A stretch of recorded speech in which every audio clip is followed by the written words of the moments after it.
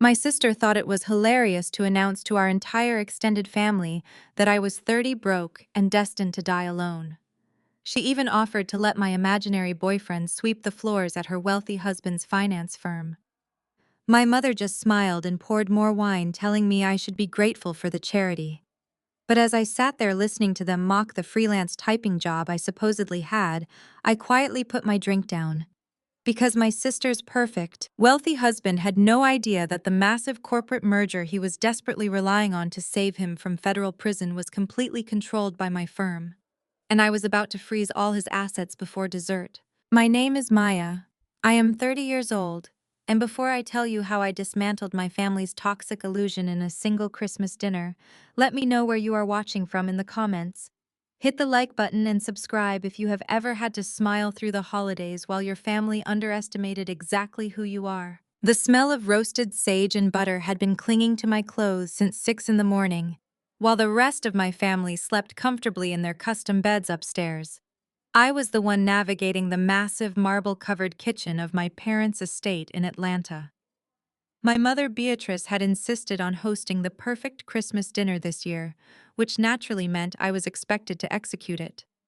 For as long as I could remember, that was my role in the Williams household. I was the quiet, reliable background character expected to do the heavy lifting, while my younger sister Chloe took the center stage. Beatrice floated into the kitchen around noon, wearing a silk dressing gown and a deep frown. She did not offer a good morning or ask if I needed help with the 20-pound turkey I was actively basting. Instead, she ran a manicured finger along the granite countertop, checking for dust before looking me up and down. She told me I smelled like onions and reminded me to change into something presentable before Preston arrived. Preston was Chloe's husband, a 33-year-old finance director who had become my mother's ultimate prize. He was wealthy, white, and carried himself with the kind of loud, unearned confidence that my mother mistook for sheer brilliance.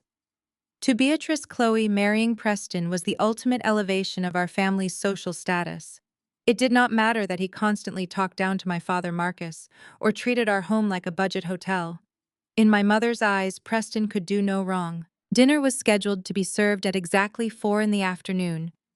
I had the long mahogany table set with the good china, the crystal polished, and the food perfectly heated.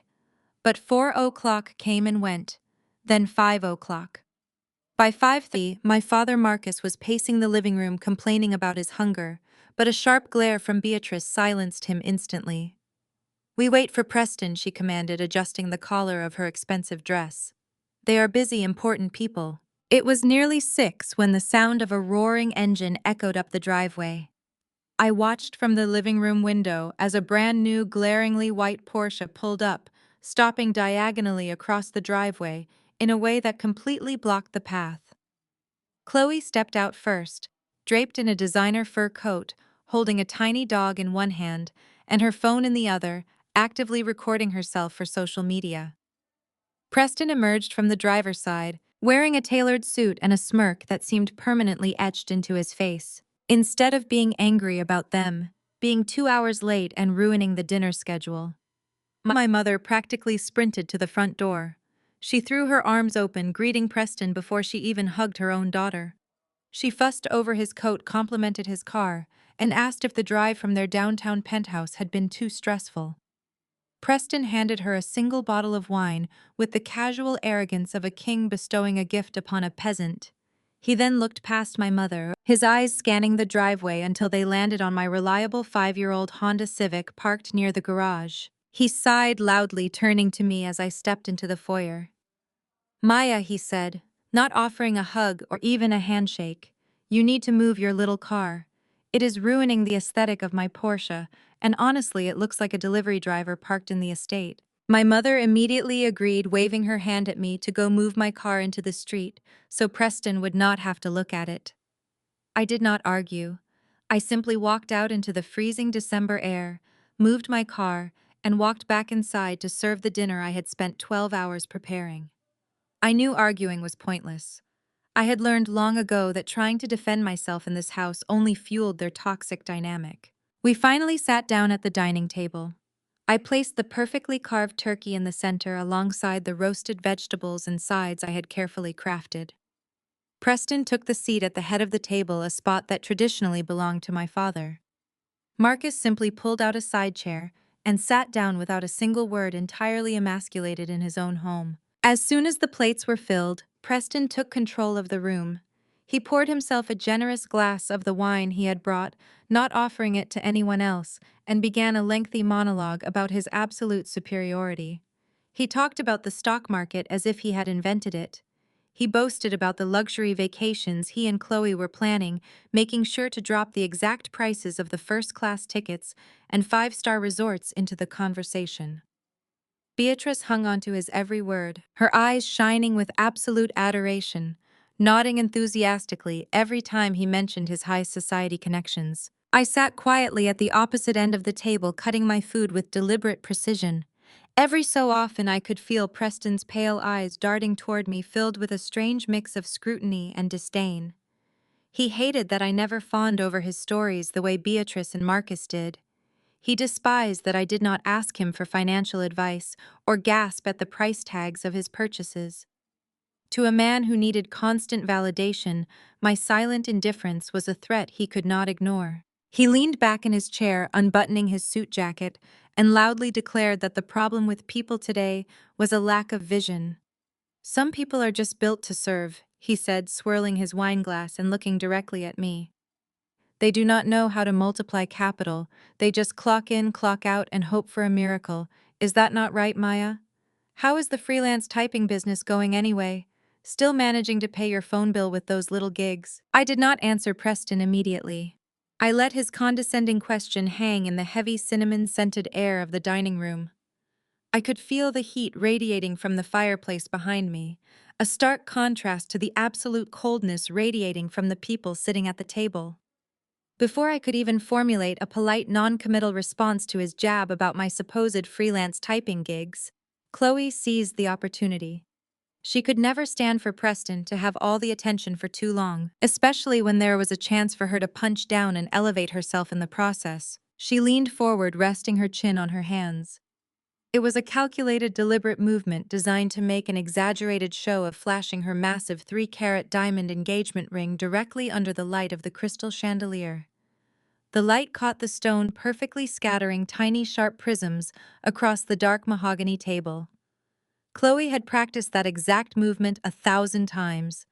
She looked at my bare hands resting quietly beside my plate, then looked up at my face with a deeply manufactured expression of pity. "Preston is just trying to help you understand the real world, Maya," she said, her voice dripping with artificial sweetness. "You cannot just hide behind a laptop in your pajamas your whole life. Look at your hands. No ring, no manicure, just dry skin from typing away for pennies, while the rest of us are actually building a legacy." I kept my face completely blank. This was the dynamic my sister and I had been locked into since we were teenagers. Chloe was the golden child, the one who effortlessly fit the mold my mother had painstakingly crafted. Her entire identity was currently wrapped up in marrying a wealthy white man who could secure her status and provide the luxurious illusion she so desperately craved. To Chloe and my mother, my independence was not a quiet achievement. It was a threat.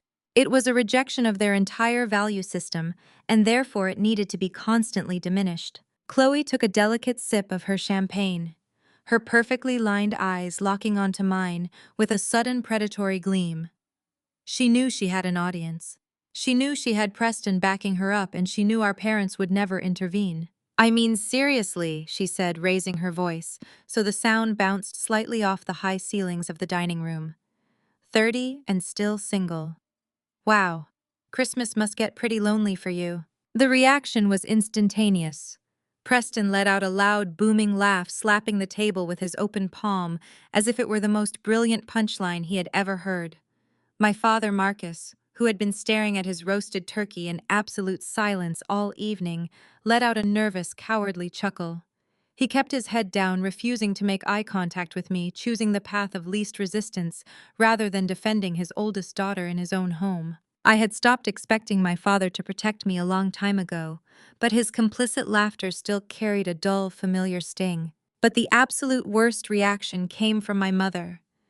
Beatrice threw her head back and laughed, a rich melodic sound that cut right through the festive atmosphere of the room. She was practically glowing with satisfaction. She reached over and affectionately patted Chloe on the arm, the heavy gold bracelets on her wrist clinking loudly together. "Oh, stop it, you two," my mother said, still chuckling, as she wiped an imaginary tear from the corner of her eye. She turned to look at me, and the warmth in her face instantly vanished, replaced by a tight, patronizing line. "She is just joking, Maya. Do not be so sensitive. You know your sister has a playful sense of humor. You always take things far too personally." I stared at the woman who had brought me into this world. I watched as she actively validated my sister's cruelty, wrapping it in the convenient disguise of a family joke. Beatrice took a slow sip of her red wine and continued, her tone shifting into that familiar lecturing cadence that I had endured for 3 decades. "But honestly, Maya, your sister does have a point," my mother said, gesturing toward me with her fork. "You really should take better care of yourself. You are not getting any younger, and the world is not kind to women who let themselves go. If you put half as much effort into your appearance as you do into those useless freelance typing jobs of yours, maybe you could find a nice man to take care of you. Someone who could give you a real life, a secure life, exactly like Preston gives Chloe." The sheer suffocating toxicity of the moment settled over the table like a thick fog. I sat there, surrounded by the beautiful holiday feast I had spent 12 hours preparing from scratch. I looked at the perfectly glazed vegetables, the expensive crystal glasses I had, hand-washed the festive centerpiece I had arranged, just to make the evening special for them. I had done all the heavy lifting, all the unseen labor, just to be served on a silver platter as the main course of their evening entertainment. They saw a 30-year-old failure.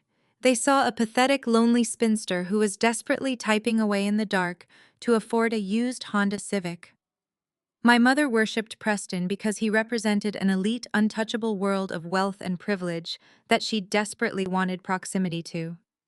She viewed Chloe as her greatest triumph for securing that access.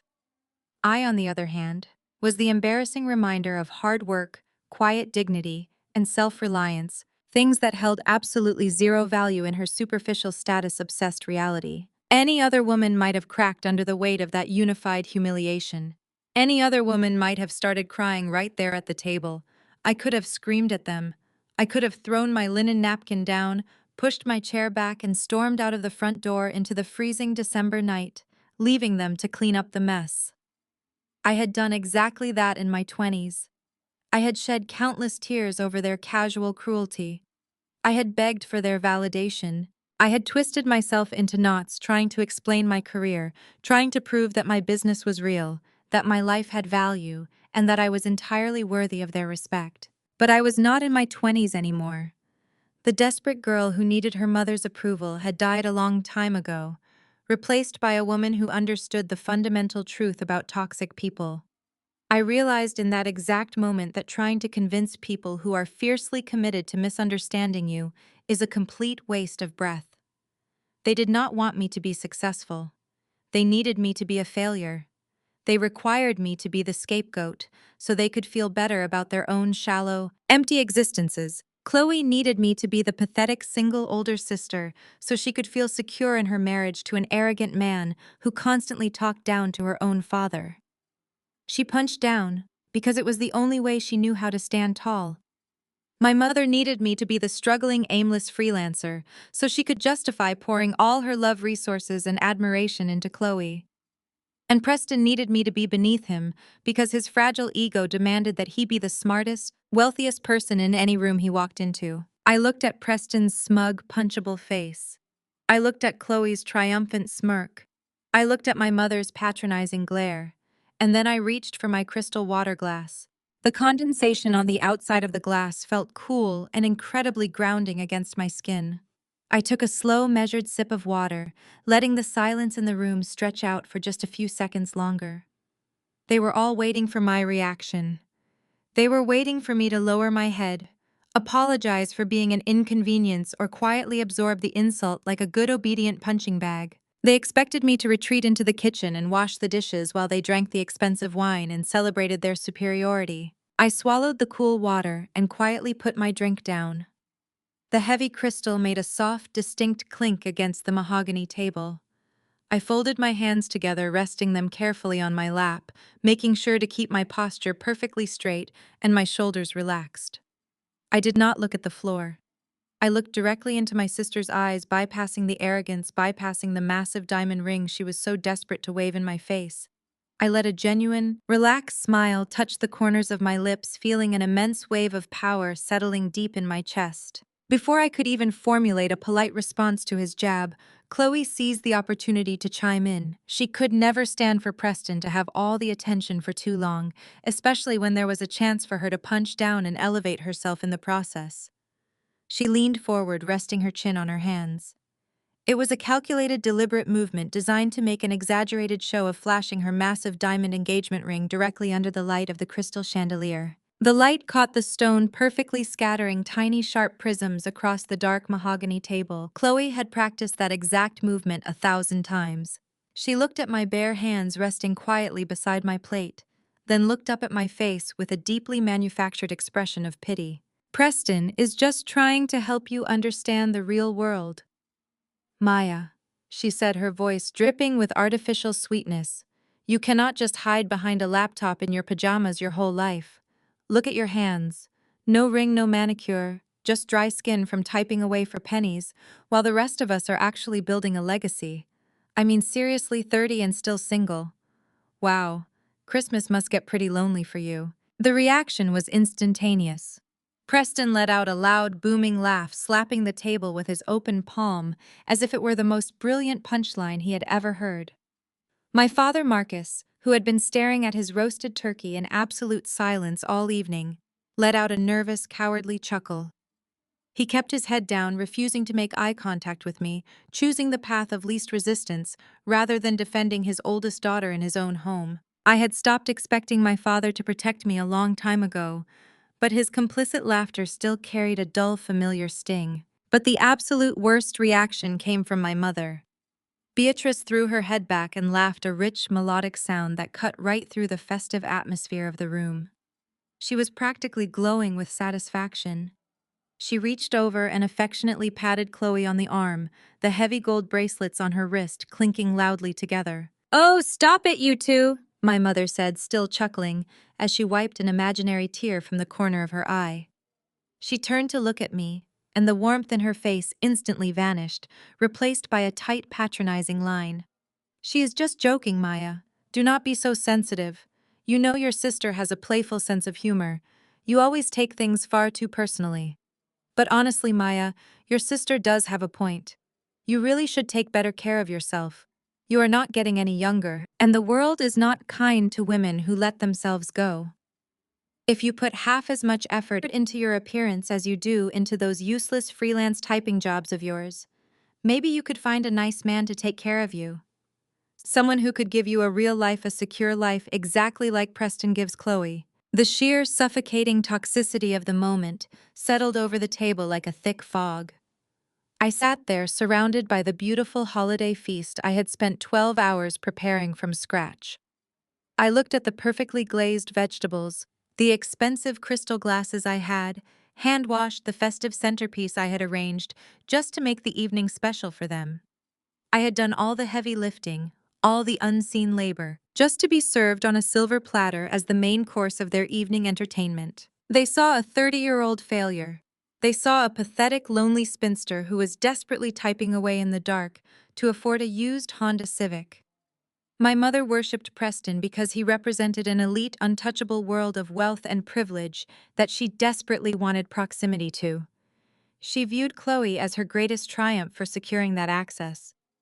I, on the other hand, was the embarrassing reminder of hard work, quiet dignity, and self-reliance, things that held absolutely zero value in her superficial status-obsessed reality. Any other woman might have cracked under the weight of that unified humiliation. Any other woman might have started crying right there at the table. I could have screamed at them. I could have thrown my linen napkin down, pushed my chair back, and stormed out of the front door into the freezing December night, leaving them to clean up the mess. I had done exactly that in my 20s. I had shed countless tears over their casual cruelty.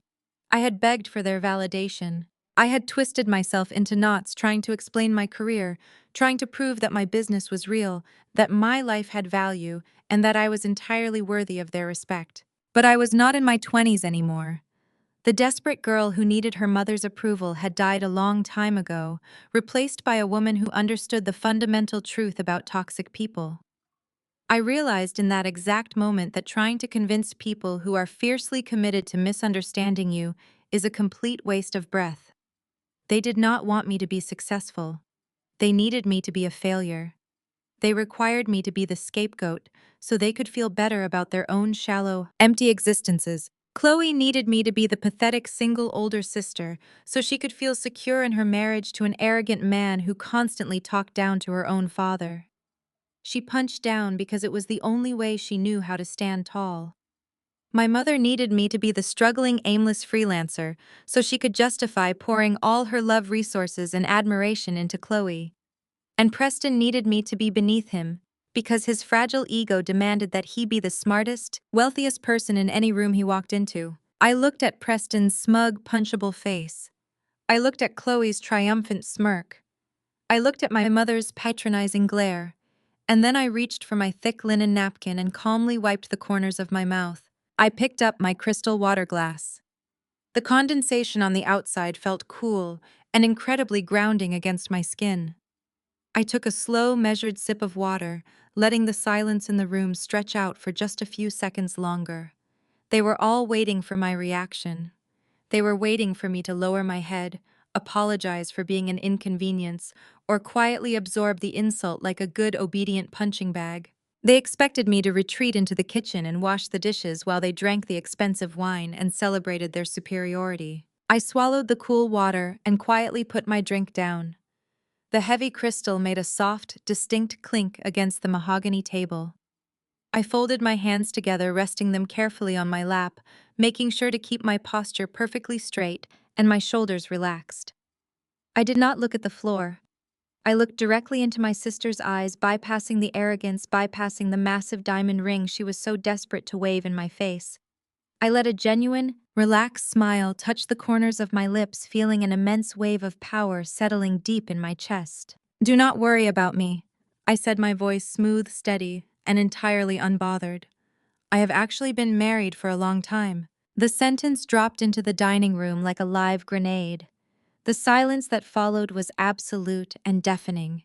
It was as if all the oxygen had been instantly sucked out of the room. Across the table, my mother froze completely. The expensive wine glass she was bringing to her lips stopped suspended in midair. Preston's smug grin vanished, replaced by a look of sheer, unadulterated confusion. My father stopped chewing his turkey, his fork hovering awkwardly above his plate. Chloe's eyes darted wildly to my bare hands, desperately searching for a ring that I had deliberately chosen not to wear around them. "Wait, what did you just say?" Chloe stammered, her artificial confidence cracking instantly. I kept my eyes locked on hers, my smile never wavering. "I said I am married, Chloe. Have been for 3 years now." My mother slammed her wineglass down onto the table so hard that the dark red liquid sloshed over the rim and stained the pristine white tablecloth. Her chest heaved as she stared at me, her mind clearly struggling to process a reality that completely shattered the narrative she had spent years building. Married, Beatrice shrieked, completely abandoning her refined society persona. "What do you mean you are married? You have been hiding a husband from your own family for 3 years. Who is he? You hid him to marry some broke loser because you were too ashamed to bring him around us, did you not?" The silence shattered into a million pieces as my mother slammed her palm flat against the mahogany table. The silverware rattled against the fine china, but Beatrice did not care. Not a single word of congratulations crossed her lips. There was no joy, no surprise, no motherly warmth. There was only pure, unadulterated fury that I had done something outside of her direct control. "You did this to embarrass us!" Beatrice snarled, her chest heaving as she pointed a manicured finger at me. "You knew we were hosting a high society dinner tonight, and you thought this was the perfect time to drop a bomb. You eloped with some broke, uneducated nobody behind my back, because you knew I would never allow such a massive embarrassment in my house." Chloe immediately jumped in, sensing the blood in the water. She let out a sharp, mocking gasp, covering her mouth in exaggerated horror. Oh my God, Maya! Did you marry that guy who used to work at the corner coffee shop? Or wait, is he one of those struggling musicians who lives in a basement? This is exactly why you are still driving a dusty old Civic. You are probably funding his entire existence with your little typing gigs. I sat perfectly still, letting their venom wash over me. I did not blink. I did not break eye contact. That was when Preston decided it was his turn to play the gracious, wealthy patriarch. He let out a deep, booming laugh that echoed off the dining room walls. He shook his head slowly, looking at me with an expression of profound, sickening pity. He unbuttoned his tailored suit jacket, reached into his inner pocket, and pulled out a sleek, imported leather wallet. Now let us not be too harsh on Maya Preston, said his voice dripping with absolute condescension. He opened the wallet and slowly pulled out a crisp new $100 bill. He held it loosely between his fingers, waving it slightly in my direction, with the arrogant ease of a man who believed his race and his bank account made him an untouchable god among mortals. We are a family of means, Preston continued, a smug grin spreading across his face. And families take care of their less fortunate members. Here, Maya. Take this. Tell your unemployed husband to go buy himself a nice holiday dinner on me. Consider it my Christmas gift to the needy. Do not be shy. We all know you could use the extra cash right now. He flicked his wrist, and the $100 bill fluttered down, landing right next to my crystal water glass. Beatrice nodded approvingly, her anger shifting back into arrogant satisfaction. You should thank Preston for his generosity, she demanded, crossing her arms over her chest. He is offering you charity, which is more than you or your secret loser husband deserve. I looked down at the $100 bill resting on the pristine white tablecloth. Then I slowly shifted my gaze back up to Preston. I did not reach for the money. I did not flinch. I kept my voice incredibly soft and dangerously calm. Hein does not need your money, Preston, I said, maintaining absolute eye contact as the temperature in the room seemed to drop 10 degrees. Actually, I am afraid you are about to need his. I did not answer Preston immediately.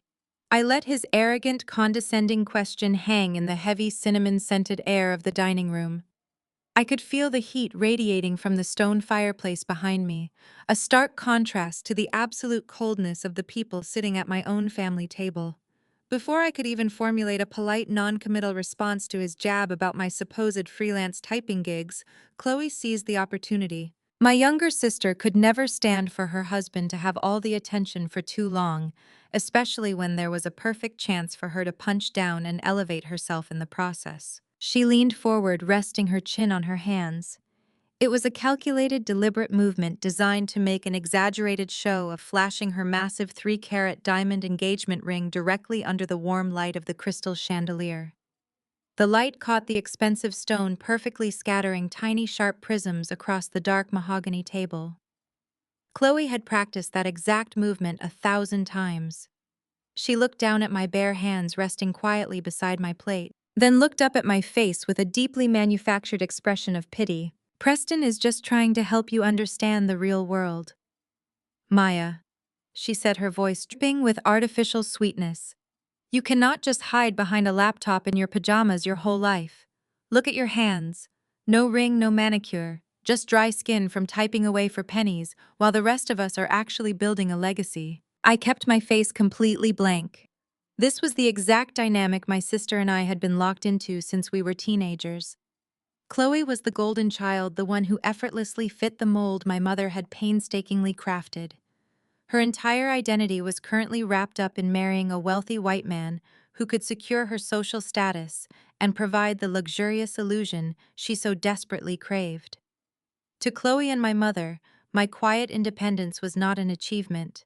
It was a threat. It was a rejection of their entire value system, and therefore it needed to be constantly diminished. Chloe took a delicate sip of her champagne, her perfectly lined eyes locking onto mine with a sudden predatory gleam. She knew she had an audience. She knew she had Preston backing her up, and she knew our parents would never intervene. I mean, seriously, she said, raising her voice so the sound bounced slightly off the high ceilings of the dining room. 30 and still single. Wow. Christmas must get pretty lonely for you. The reaction was instantaneous. Preston let out a loud, booming laugh, slapping the table with his open palm, as if it were the most brilliant punchline he had ever heard. My father, Marcus, who had been staring at his roasted turkey in absolute silence all evening, let out a nervous, cowardly chuckle. He kept his head down, refusing to make eye contact with me, choosing the path of least resistance rather than defending his oldest daughter in his own home. I had stopped expecting my father to protect me a long time ago, but his complicit laughter still carried a dull, familiar sting. But the absolute worst reaction came from my mother. Beatrice threw her head back and laughed, a rich, melodic sound that cut right through the festive atmosphere of the room. She was practically glowing with satisfaction. She reached over and affectionately patted Chloe on the arm, the heavy gold bracelets on her wrist clinking loudly together. "Oh, stop it, you two," my mother said, still chuckling, as she wiped an imaginary tear from the corner of her eye. She turned to look at me, and the warmth in her face instantly vanished, replaced by a tight, patronizing line. "She is just joking, Maya. Do not be so sensitive. You know your sister has a playful sense of humor.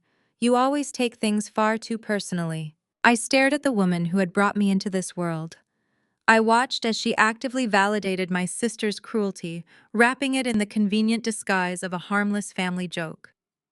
Beatrice took a slow sip of her red wine and continued her tone, shifting into that familiar lecturing cadence that I had endured for 3 decades. "But honestly, Maya, your sister does have a point," my mother said, gesturing toward me with her fork. "You really should take better care of yourself. You are not getting any younger, and the world is not kind to women who let themselves go. If you put half as much effort into your appearance as you do into those useless freelance typing jobs of yours, maybe you could find a nice man to take care of you. Someone who could give you a real life, a secure life, exactly like Preston gives Chloe." The sheer suffocating toxicity of the moment settled over the table like a thick fog. I sat there surrounded by the beautiful holiday feast I had spent 12 hours preparing from scratch. I looked at the perfectly glazed vegetables, the expensive crystal glasses I had, hand-washed the festive centerpiece I had arranged just to make the evening special for them. I had done all the heavy lifting, all the unseen labor, just to be served on a silver platter as the main course of their evening entertainment. They saw a 30-year-old failure. They saw a pathetic, lonely spinster who was desperately typing away in the dark to afford a used Honda Civic. My mother worshipped Preston because he represented an elite, untouchable world of wealth and privilege that she desperately wanted proximity to. She viewed Chloe as her greatest triumph for securing that access. I, on the other hand, was the embarrassing reminder of hard work, quiet dignity, and self-reliance.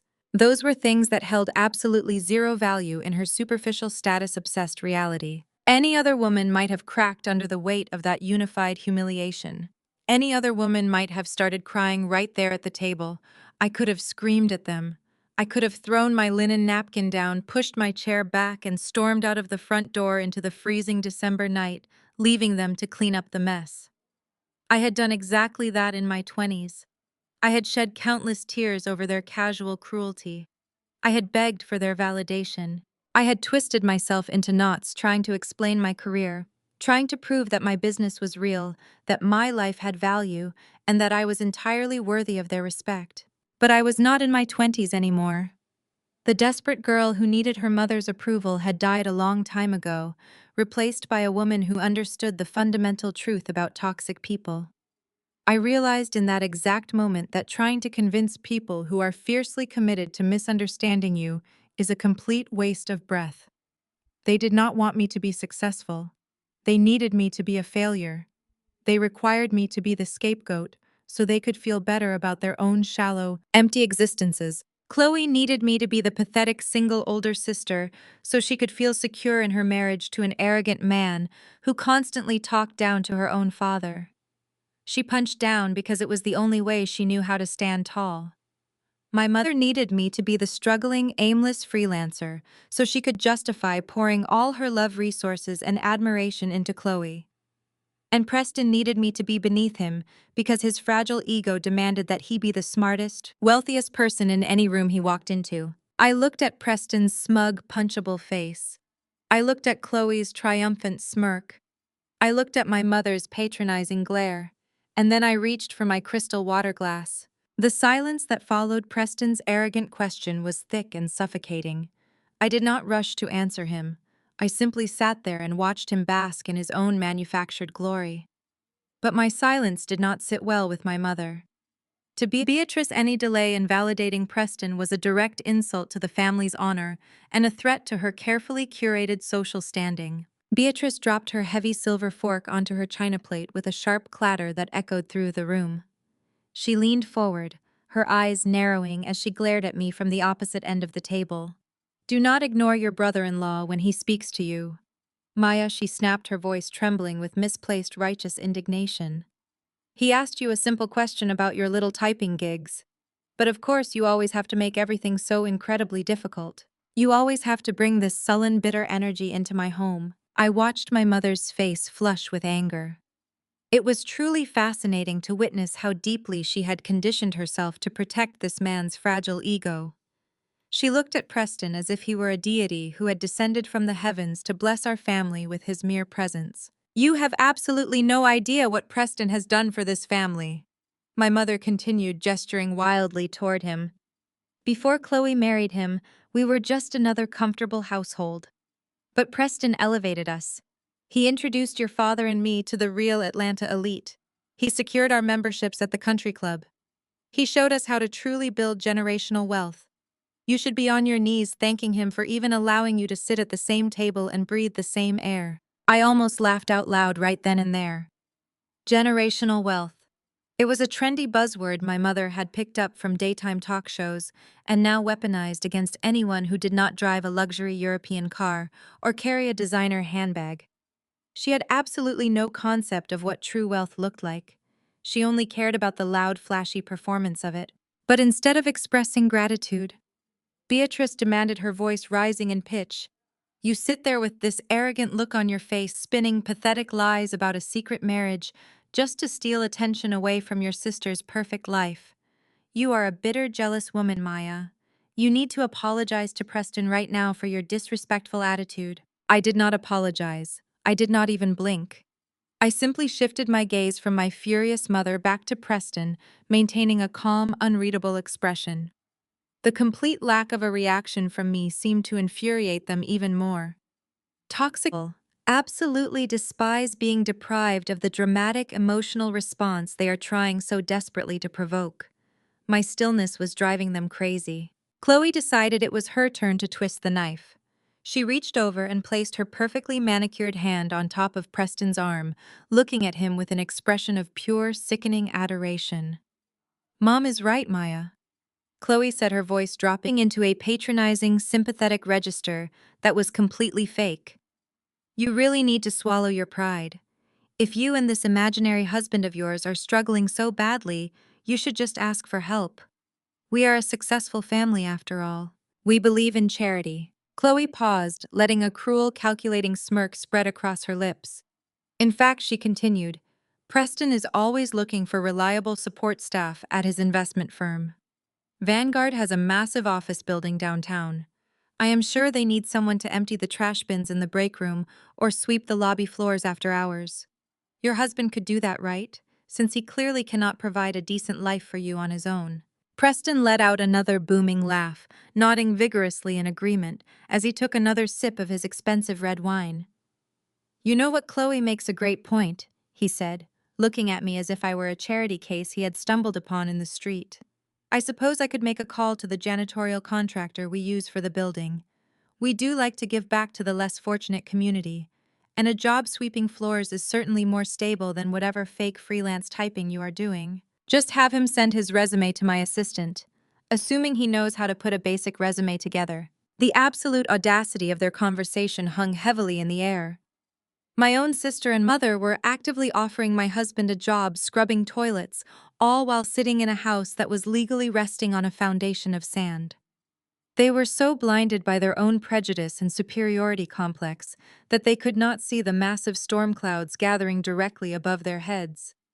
They had no idea that my husband David could buy Preston's entire investment firm with cash and still have enough left over to purchase the building Preston supposedly worked in. I looked at the three of them.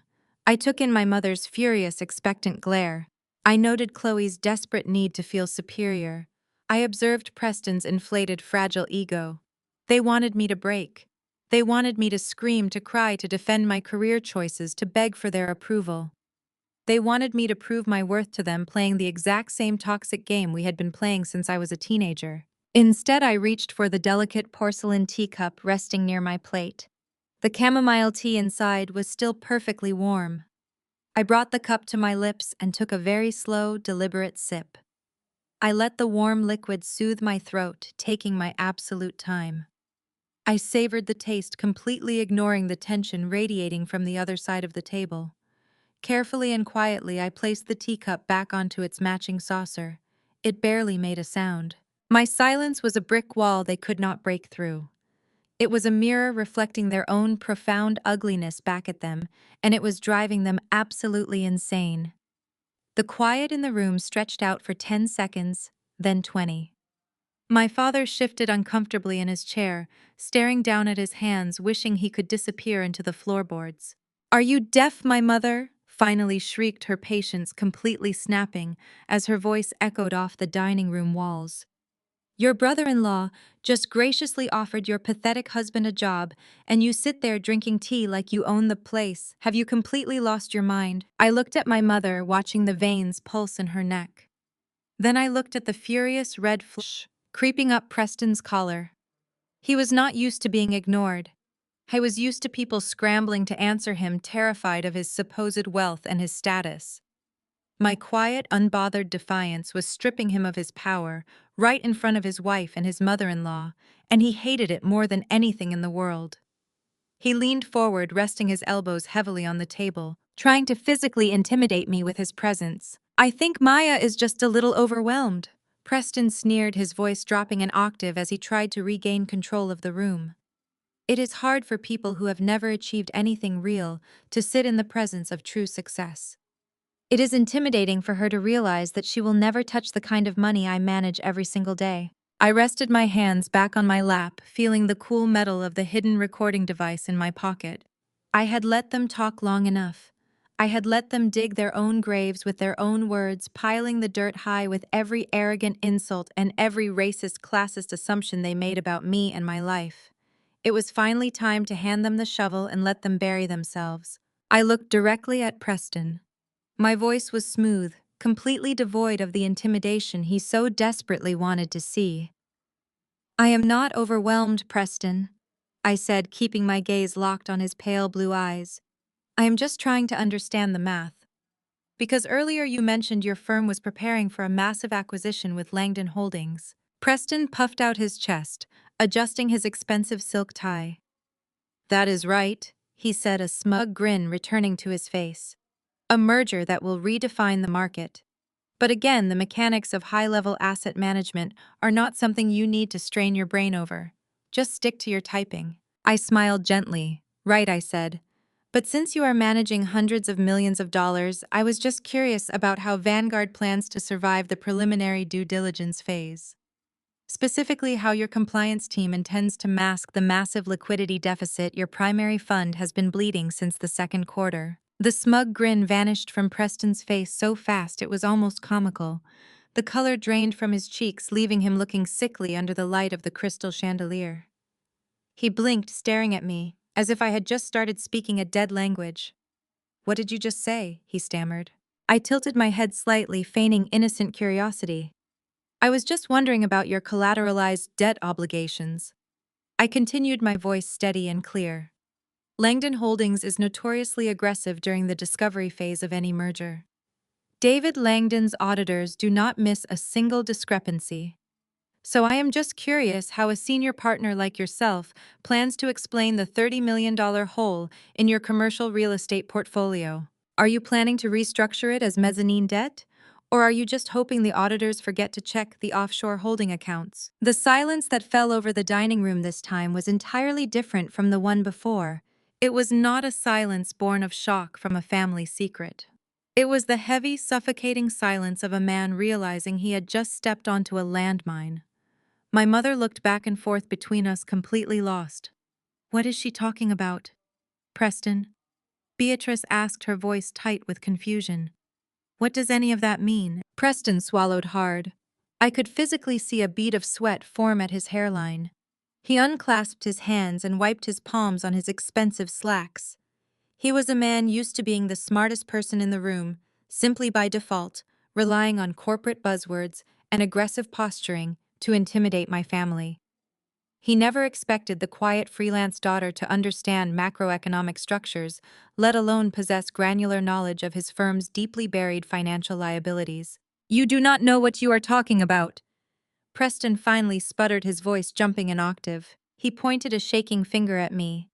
"You read a couple of finance blogs online and now you think you understand corporate acquisitions. Do not embarrass yourself, Maya. You are using words you do not even understand." Chloe immediately jumped to her husband's defense, slamming her hand on the table. "Maya, stop it right now," she shrieked. "You are just jealous. You are making up big words to try to sound smart and humiliate Preston because he offered your broke husband a cleaning job. You are so petty and vindictive." I completely ignored my sister. I kept my eyes fixed on Preston, watching the absolute panic set in. I leaned forward just slightly, resting my forearms on the table. "I understand the words perfectly well, Preston," I said, my tone shifting from curious to surgically precise. "I understand that your primary real estate fund has been reporting artificially inflated returns for the past 8 months. I understand that you have been leveraging client capital against properties that your firm does not actually own. And I understand that if Langdon Holdings discovers the actual debt-to-income ratio of your portfolio, they will not just walk away from the merger. They will report Vanguard to the Securities and Exchange Commission for federal wire fraud." Preston sprang out of his chair. The heavy oak chair screeched loudly against the hardwood floor, nearly toppling backward. His face was a violent shade of crimson, the veins in his neck bulging as he loomed over the table. "Shut your mouth!" he roared, his fists clenched at his sides. "How dare you speak to me like that in this house? You are a nobody. You are a freelancer who barely makes rent. You have absolutely zero clearance to even discuss my company. I manage real wealth. I build actual power.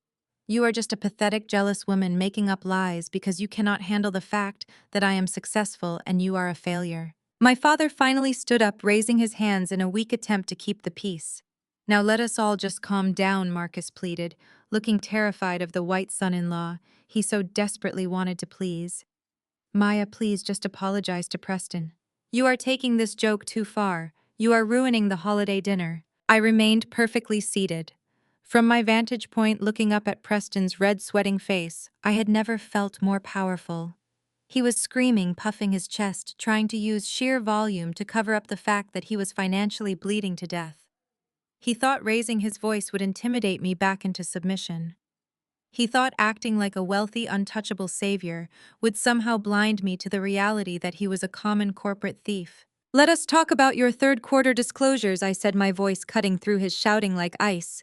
"You claimed a 15% yield on your downtown commercial packages, but the tenant occupancy rate for those buildings dropped by 40%.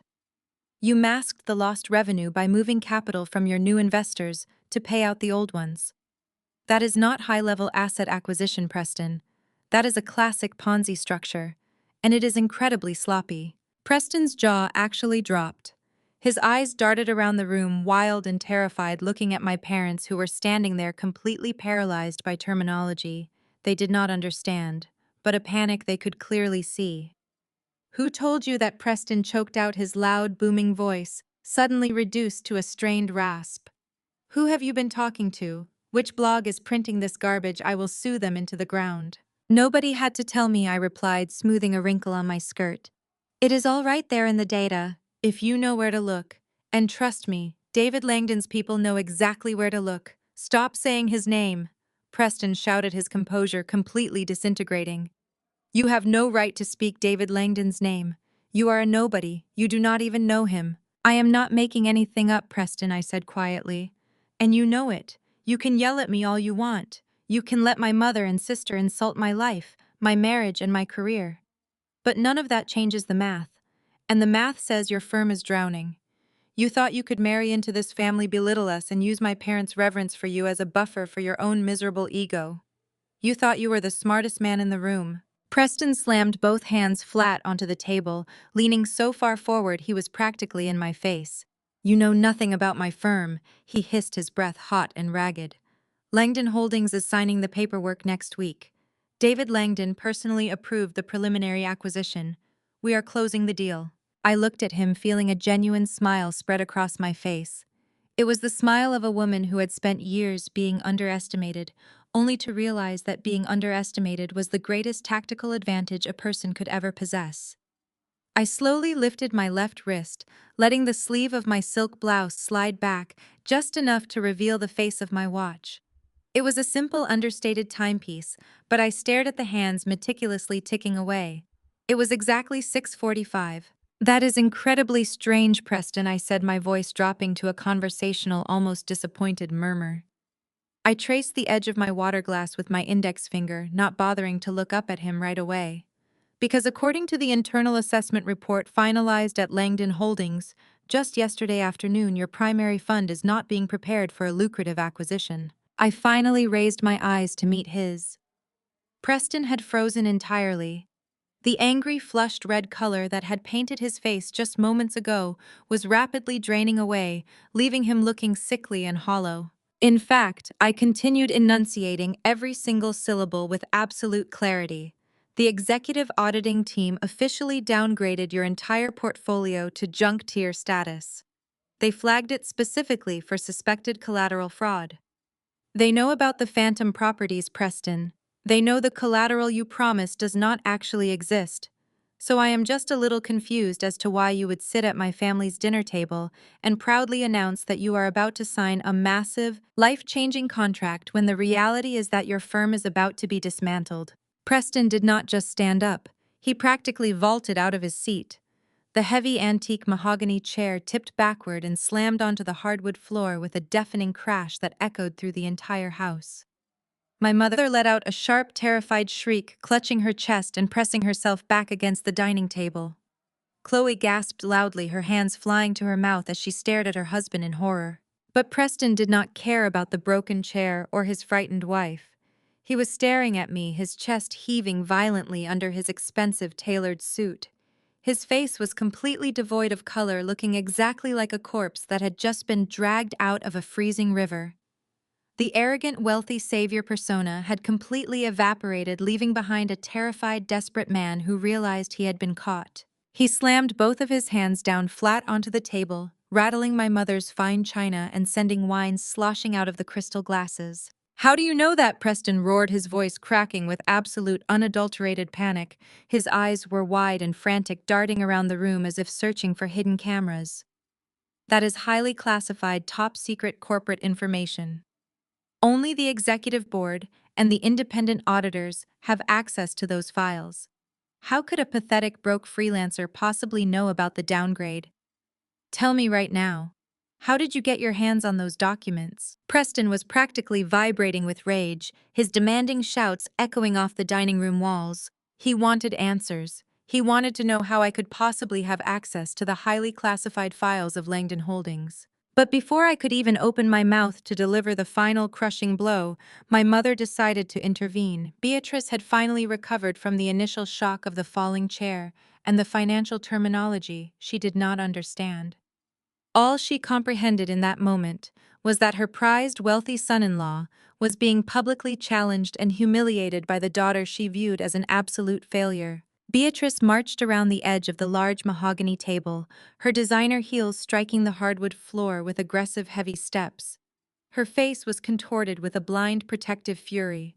She raised her right hand, the heavy gold bracelet sliding down her wrist, fully intending to slap the sheer audacity right out of my mouth for daring to smear Preston's name. She took a deep breath, preparing to scream at me to get out of her house, but she never got the chance. A sharp, resonant chime from the front doorbell cut through the suffocating tension of the room like a physical blade. My mother froze in her tracks, her hand still hovering awkwardly in the air. Preston stopped his frantic pacing, his chest heaving as he stared toward the foyer. The sudden, unexpected sound completely derailed the explosive momentum they had been building. I did not flinch. I did not even look at my mother's raised hand. I simply picked up my thick linen napkin and delicately dabbed the corners of my mouth. "That must be my husband picking me up," I said. My voice was smooth, quiet, and completely devoid of the panic they were projecting. "My father, Marcus. who had been looking for any possible excuse to escape the dining room and avoid the inevitable screaming match, practically sprinted toward the front door. He muttered something about grabbing the coats and hurried out of sight, leaving the rest of us suspended in a tense, awkward silence.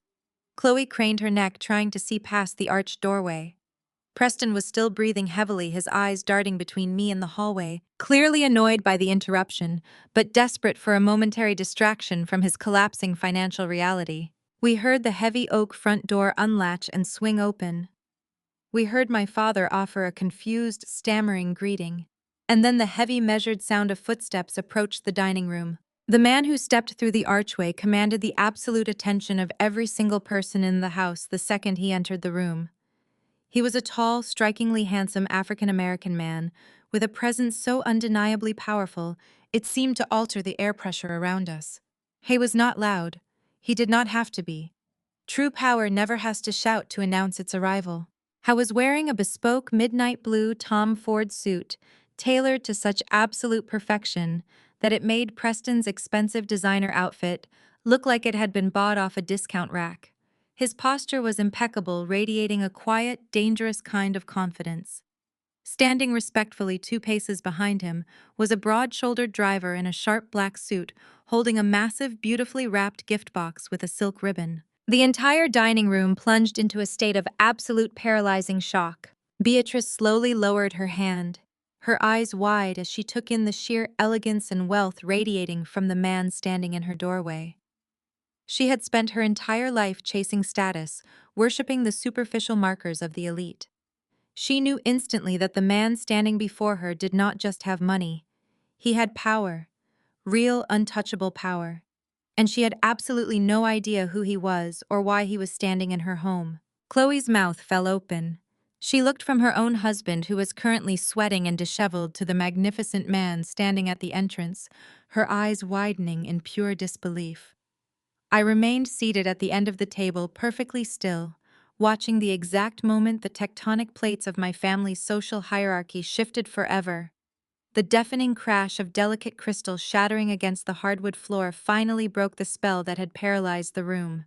Preston had completely lost his grip on the expensive wine glass he was holding. The delicate stem snapped upon impact, sending a splash of dark red wine across the pristine floorboards and directly onto the tips of his polished Italian leather shoes. He did not even flinch. He did not look down at the mess he had just made in my mother's immaculate dining room. His pale eyes were wide and completely fixed on the man standing under the arched doorway. Preston knew exactly who this man was. He had spent the last 8 grueling months of his life desperately trying to get into the same room as him. Preston had left countless pathetic voicemails with executive assistants, sent dozens of groveling emails, and practically begged his industry connections for just 5 minutes of this man's time. And he had been rejected, ignored, and walled off at every single turn. Now the elusive, untouchable billionaire founder of Langdon Holdings was standing right in front of him, breathing the same air in a suburban Atlanta dining room. But my mother and sister did not possess that information. Beatrice recovered from her initial shock of seeing a stranger in her house. She blinked, her posture instantly stiffening as she looked David up and down. Because of her deeply internalized prejudices and her obsession with proximity to white wealth, she did not see a titan of the financial industry standing in her foyer. She did not recognize the bespoke Tom Ford suit or the subtle, quiet luxury of the Patek Philippe watch resting on his wrist. All she saw was a black man who had the absolute nerve to interrupt her perfectly curated holiday dinner. She immediately concluded that this must be the man I had secretly married. To her, this was the broke, unemployed loser who was dragging her oldest daughter down into poverty. Beatrice's face twisted into a mask of pure, ugly indignation. She marched forward, her heels clicking aggressively against the floor. "Excuse me," Beatrice barked, pointing a manicured finger toward David. "Who exactly do you think you are, barging into my home in the middle of a private family dinner? If you are the man who somehow tricked my daughter into marrying you, you have a lot of nerve showing your face here. We do not want you in this house. Take whatever cheap little apology gift your driver is holding and get out immediately." Chloe, emboldened by our mother's outrage, stepped up right beside her. She crossed her arms over her chest, letting out a sharp, mocking laugh as she looked at David's bodyguard. Seriously?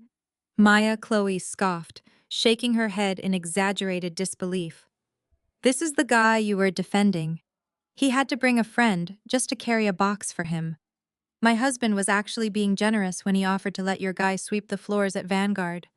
But looking at him now, I do not even think Preston would let him empty the trash bins in the lobby. You guys are an absolute embarrassment to this family. The air in the room grew dangerously thin. I sat perfectly still at the end of the table, sipping my water, watching the scene unfold with the kind of intense satisfaction that words could barely describe. Preston heard his wife and his mother-in-law speaking. It took a fraction of a second for his panicked, terrified brain to process the words coming out of their mouths. When he finally realized that they were actively, aggressively insulting the billionaire who held his literal freedom in the palm of his hand, a look of absolute, unadulterated horror washed over his face. Preston let out a strangled, panicked noise that sounded somewhere between a gasp and a choke. He scrambled away from his spot at the table so fast that he practically tripped over his own feet. He lunged forward, using his entire body weight to shove past the heavy dining chairs. "Shut up!" Preston screamed, his voice cracking with sheer terror. "Shut your mouths right now!" I did not just walk past Beatrice and Chloe.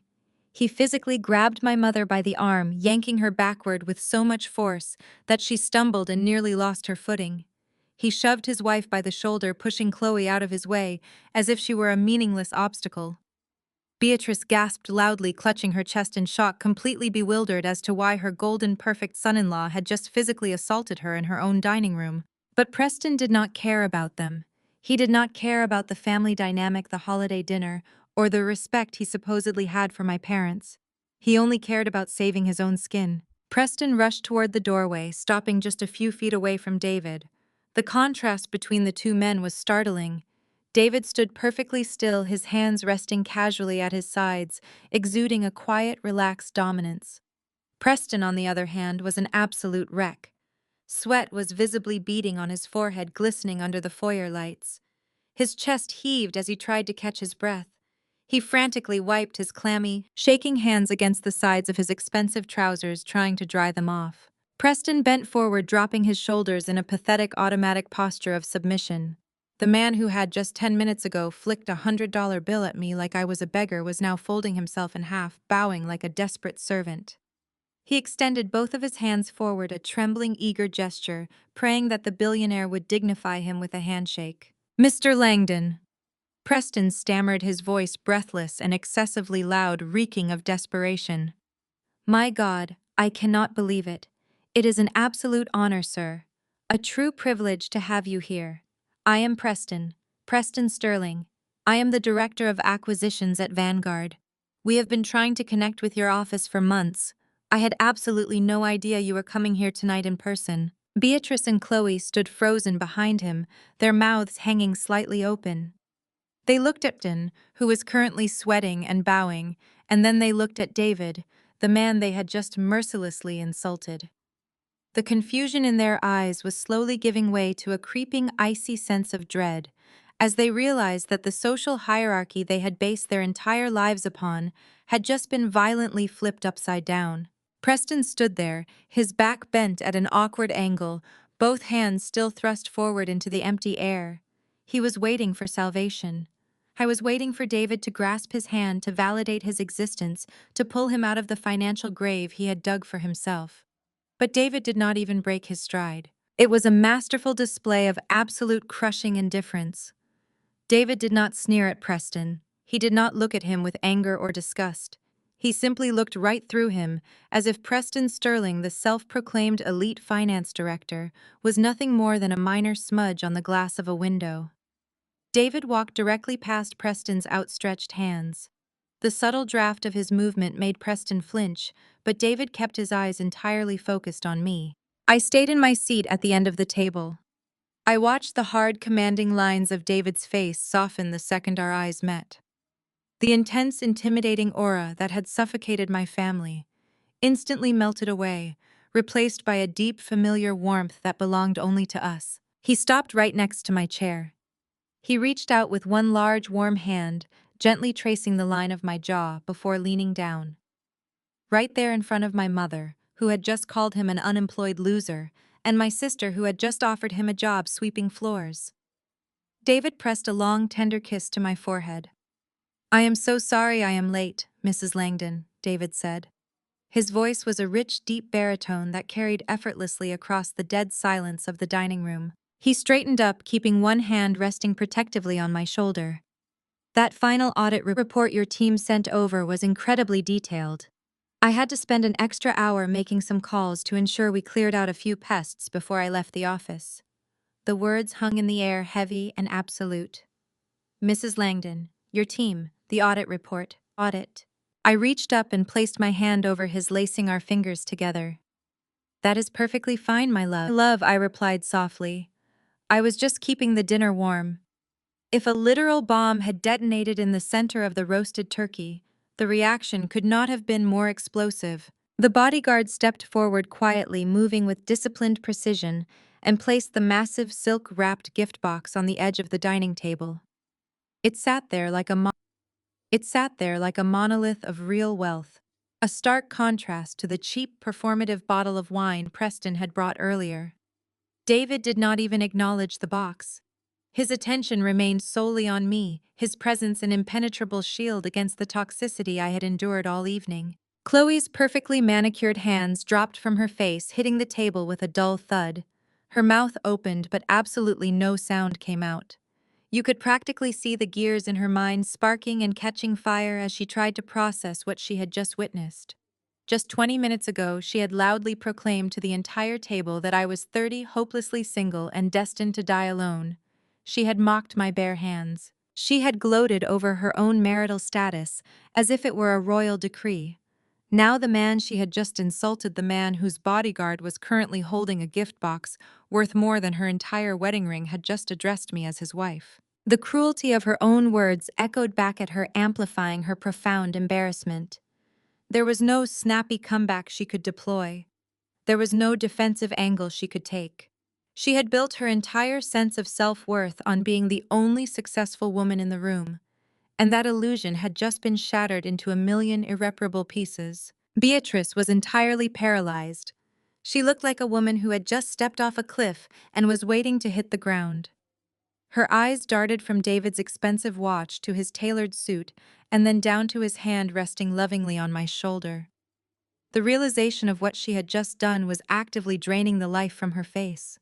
She had just ordered a billionaire to take his cheap gift and get out of her house. She had aggressively defended Preston while simultaneously insulting the one man who could buy and sell their entire existence before breakfast. My father Marcus had backed himself into the corner of the dining room, looking like a deer caught in the headlights of an oncoming freight train.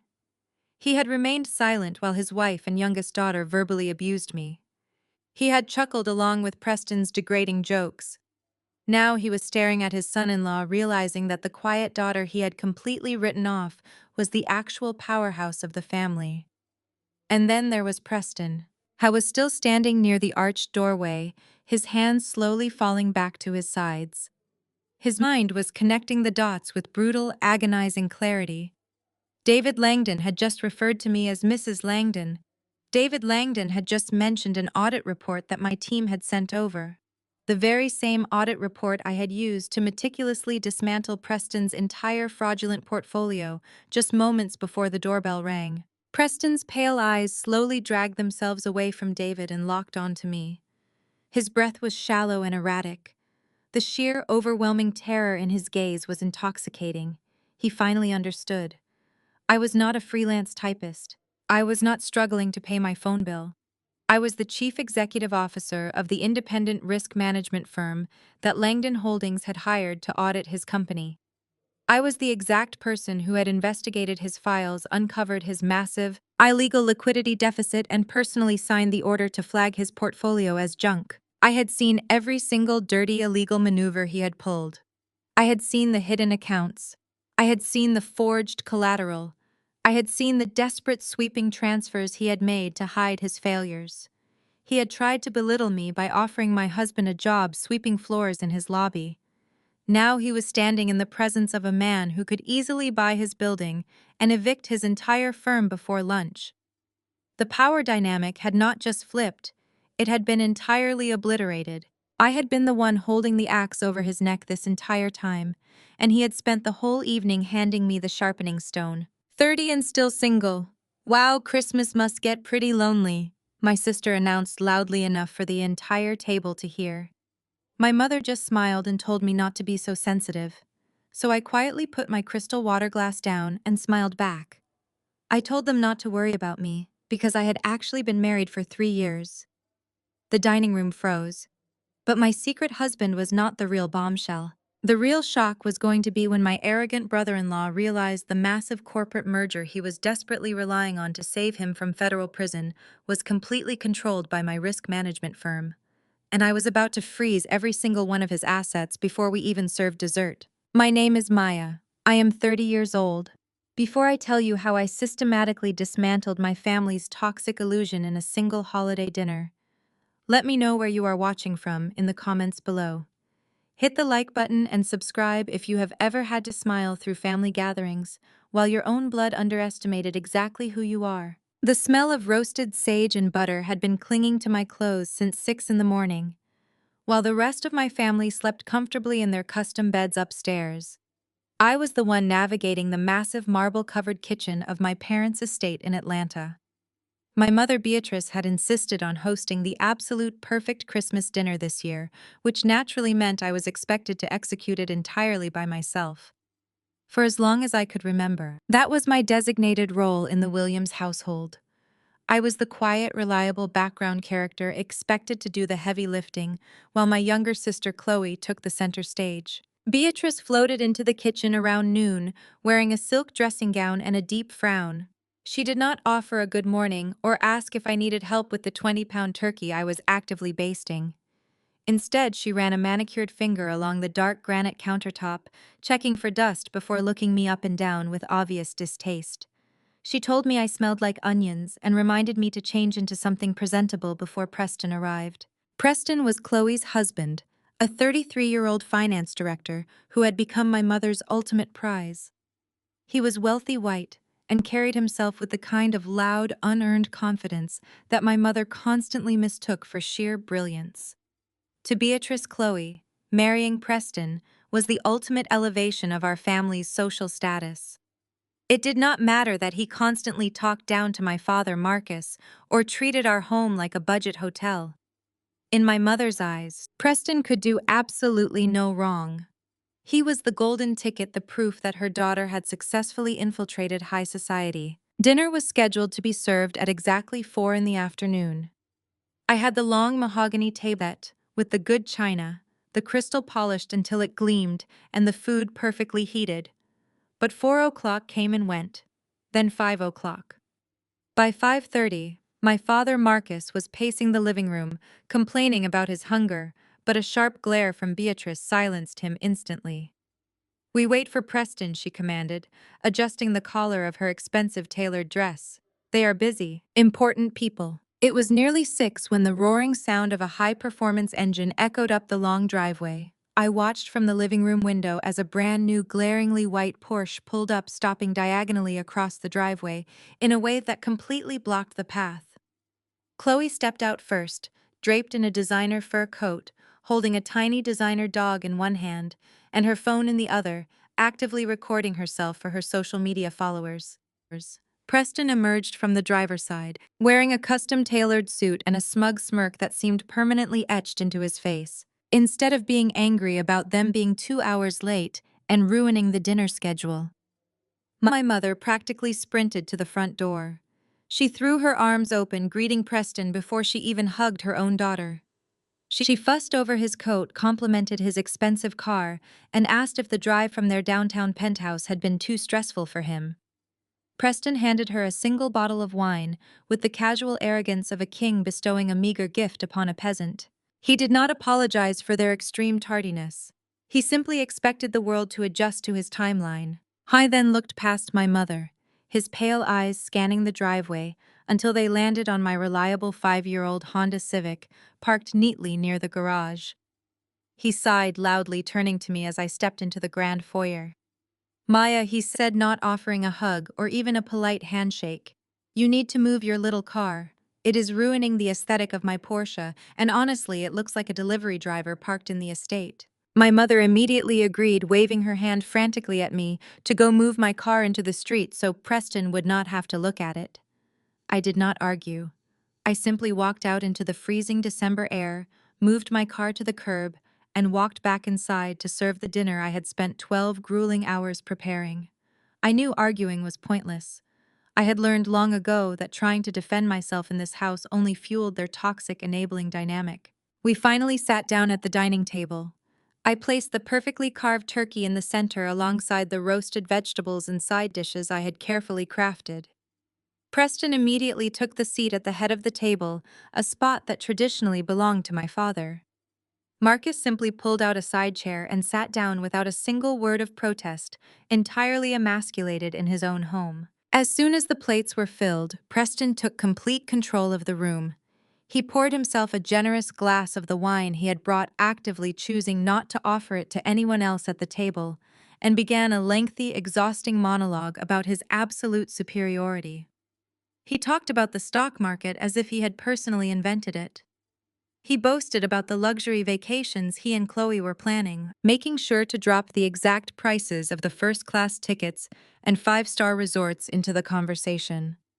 Beatrice hung on to his every word, her eyes shining with absolute adoration, nodding enthusiastically every time he mentioned his high society connections or wealthy clients. I sat quietly at the opposite end of the table, cutting my food with deliberate precision. I watched the ridiculous performance unfolding in front of me. Every so often I could feel Preston's eyes darting toward me, filled with a strange mix of intense scrutiny and thinly veiled disdain. He hated that I never fawned over his stories the way Beatrice and Marcus did. He despised the fact that I did not ask him for financial advice or gasp at the price tags of his extravagant purchases. To a man who needed constant, unwavering validation, my silent indifference was a threat he simply could not ignore. He leaned back in his chair, unbuttoning his suit jacket to make himself comfortable, and loudly declared that the main problem with people today was a fundamental lack of vision and investment strategy. "Some people are just built to serve the rest of us," Preston said, swirling his wine glass and looking directly across the table at me. "They do not know how to multiply capital. They just clock in, clock out, and hope for a miracle. They refuse to learn how to play the game, and then they wonder why they are always struggling." The air in the room suddenly shifted, the ambient warmth of the fireplace, unable to combat the sudden chill of his targeted condescension. He took a slow sip of his wine, his gaze locked onto mine, ready to initiate the verbal abuse he always brought to family gatherings. I did not give Preston a single second to recover his breath or formulate a lie. I stood up from my chair, the fabric of my dress brushing softly against the mahogany table. Every eye in the room followed my movement. David stood perfectly still by my side, an impenetrable fortress of quiet authority, while his bodyguard subtly shifted his weight, anticipating any sudden desperate movements from my brother-in-law. I walked slowly past the lavish holiday spread past my mother, whose face was frozen in a mask of absolute horror, and past my sister, who was staring at the USB drive in my hand as if it were a loaded weapon. I stepped into the adjacent living room, where my parents' massive 80-inch smart television was mounted above the stone fireplace. I reached behind the sleek screen and plugged the small silver drive into the open port. I grabbed the remote from the coffee table and switched the input. The screen flickered black for a fraction of a second before flooding the entire open concept space with a harsh, glaring white light. It completely washed out the warm, festive glow of the Christmas candles. "Let us take a look at the real Preston Sterling," I said, my voice projecting clearly across the room. I pressed a button on the remote, and the first file opened on the massive screen. It was a formal, heavily redacted legal document, bearing the official seal of the United States Securities and Exchange Commission. The words "Active Federal Investigation" were highlighted in bright yellow near the top of the page. My father let out a sharp gasp, taking a stumbling step backward. My mother gripped the edge of the dining table so tightly her knuckles turned completely white. You see, Preston has been telling this family that he manages hundreds of millions of dollars in elite asset acquisitions, I explained, pacing slowly back toward the dining room archway. He told you he was a financial genius. But the reality is that Vanguard has not acquired a legitimate profitable asset in over 2 years. To cover up his massive losses, Preston started inventing them. I clicked the remote again. A complex financial flowchart appeared on the screen, detailing a web of shell companies and offshore bank accounts. Ghost projects, I said, staring directly at Preston. He has been selling shares to new investors for commercial real estate developments that literally do not exist. Empty lots, abandoned warehouses. He fabricated entire property portfolios to attract fresh capital, and then he used that new money to pay off the old investors who were demanding their returns. It is a textbook Ponzi scheme, and he ran it straight into the ground. Preston lunged forward, his face twisted in a feral, desperate panic. "Turn that off right now," he screamed, reaching wildly toward the television. "That is proprietary company data. I will have you arrested for corporate espionage." He did not make it past the dining room threshold. David's bodyguard stepped smoothly into his path, blocking him with the effortless, terrifying grace of a professional. He did not raise his hands or draw a weapon. He simply stood there, a wall of solid muscle, looking down at Preston with absolute indifference. Preston crashed into his chest, bounced off, and stumbled backward, his expensive leather shoes sliding uselessly against the hardwood floor. "Sit down, Preston," David commanded. His voice was not loud, but it carried a lethal, undeniable authority that instantly forced Preston to freeze in his tracks. "You are going to stand there and listen to my wife." Preston swallowed hard, his chest heaving as he slowly backed away, his eyes darting frantically between David the bodyguard and the television screen. I pressed the button on my remote again. The federal documents vanished, replaced by a personal credit report and a vehicle registration file. Now that the corporate illusion is out of the way, let us talk about the personal wealth you love to wave in our faces, I said, my tone sharpening. You made a point to insult my 5-year-old Honda Civic tonight, Preston. You told me it was ruining the aesthetic of your brand new glaringly white Porsche. I pointed the remote at the screen, highlighting a specific row of numbers in bright red. That Porsche is a lease, I announced, letting the words hang in the air. And not just a lease. It is a lease that is currently 4 months past due on payments. The bank officially issued a repossession order for that vehicle 3 days ago. The only reason it is sitting in my parents' driveway right now is because the repo men have not tracked down your location yet. Beatrice let out a strangled, high-pitched noise. She looked toward the front window, staring into the dark driveway where the supposedly elite sports car was parked. Her entire worldview, built entirely on the worship of this man's perceived wealth and racial superiority, was actively crumbling into dust. "That is a lie!" Chloe shrieked, finally finding her voice. She scrambled out of her chair, her massive diamond ring catching the light as she pointed a shaking finger at the screen. "You fabricated this entire thing, Maya. Preston makes millions. We live in a luxury penthouse. He buys me whatever I want. You are just jealous." I turned my focus entirely onto my younger sister. I felt a brief, fleeting moment of pity for her, but she had spent the last decade making my life miserable. It was time for her to wake up. "He does not make millions, Chloe," I said softly. "He spends them." But when the Securities and Exchange Commission quietly froze his corporate credit lines last month, pending their federal investigation, his lifestyle was suddenly completely unfunded. He had no access to company capital to pay for the penthouse, the designer clothes, or the leased cars. He needed a new source of fast, untraceable liquidity to keep up the charade until he could somehow secure the Langdon Holdings merger. I raised the remote and clicked the button one final time.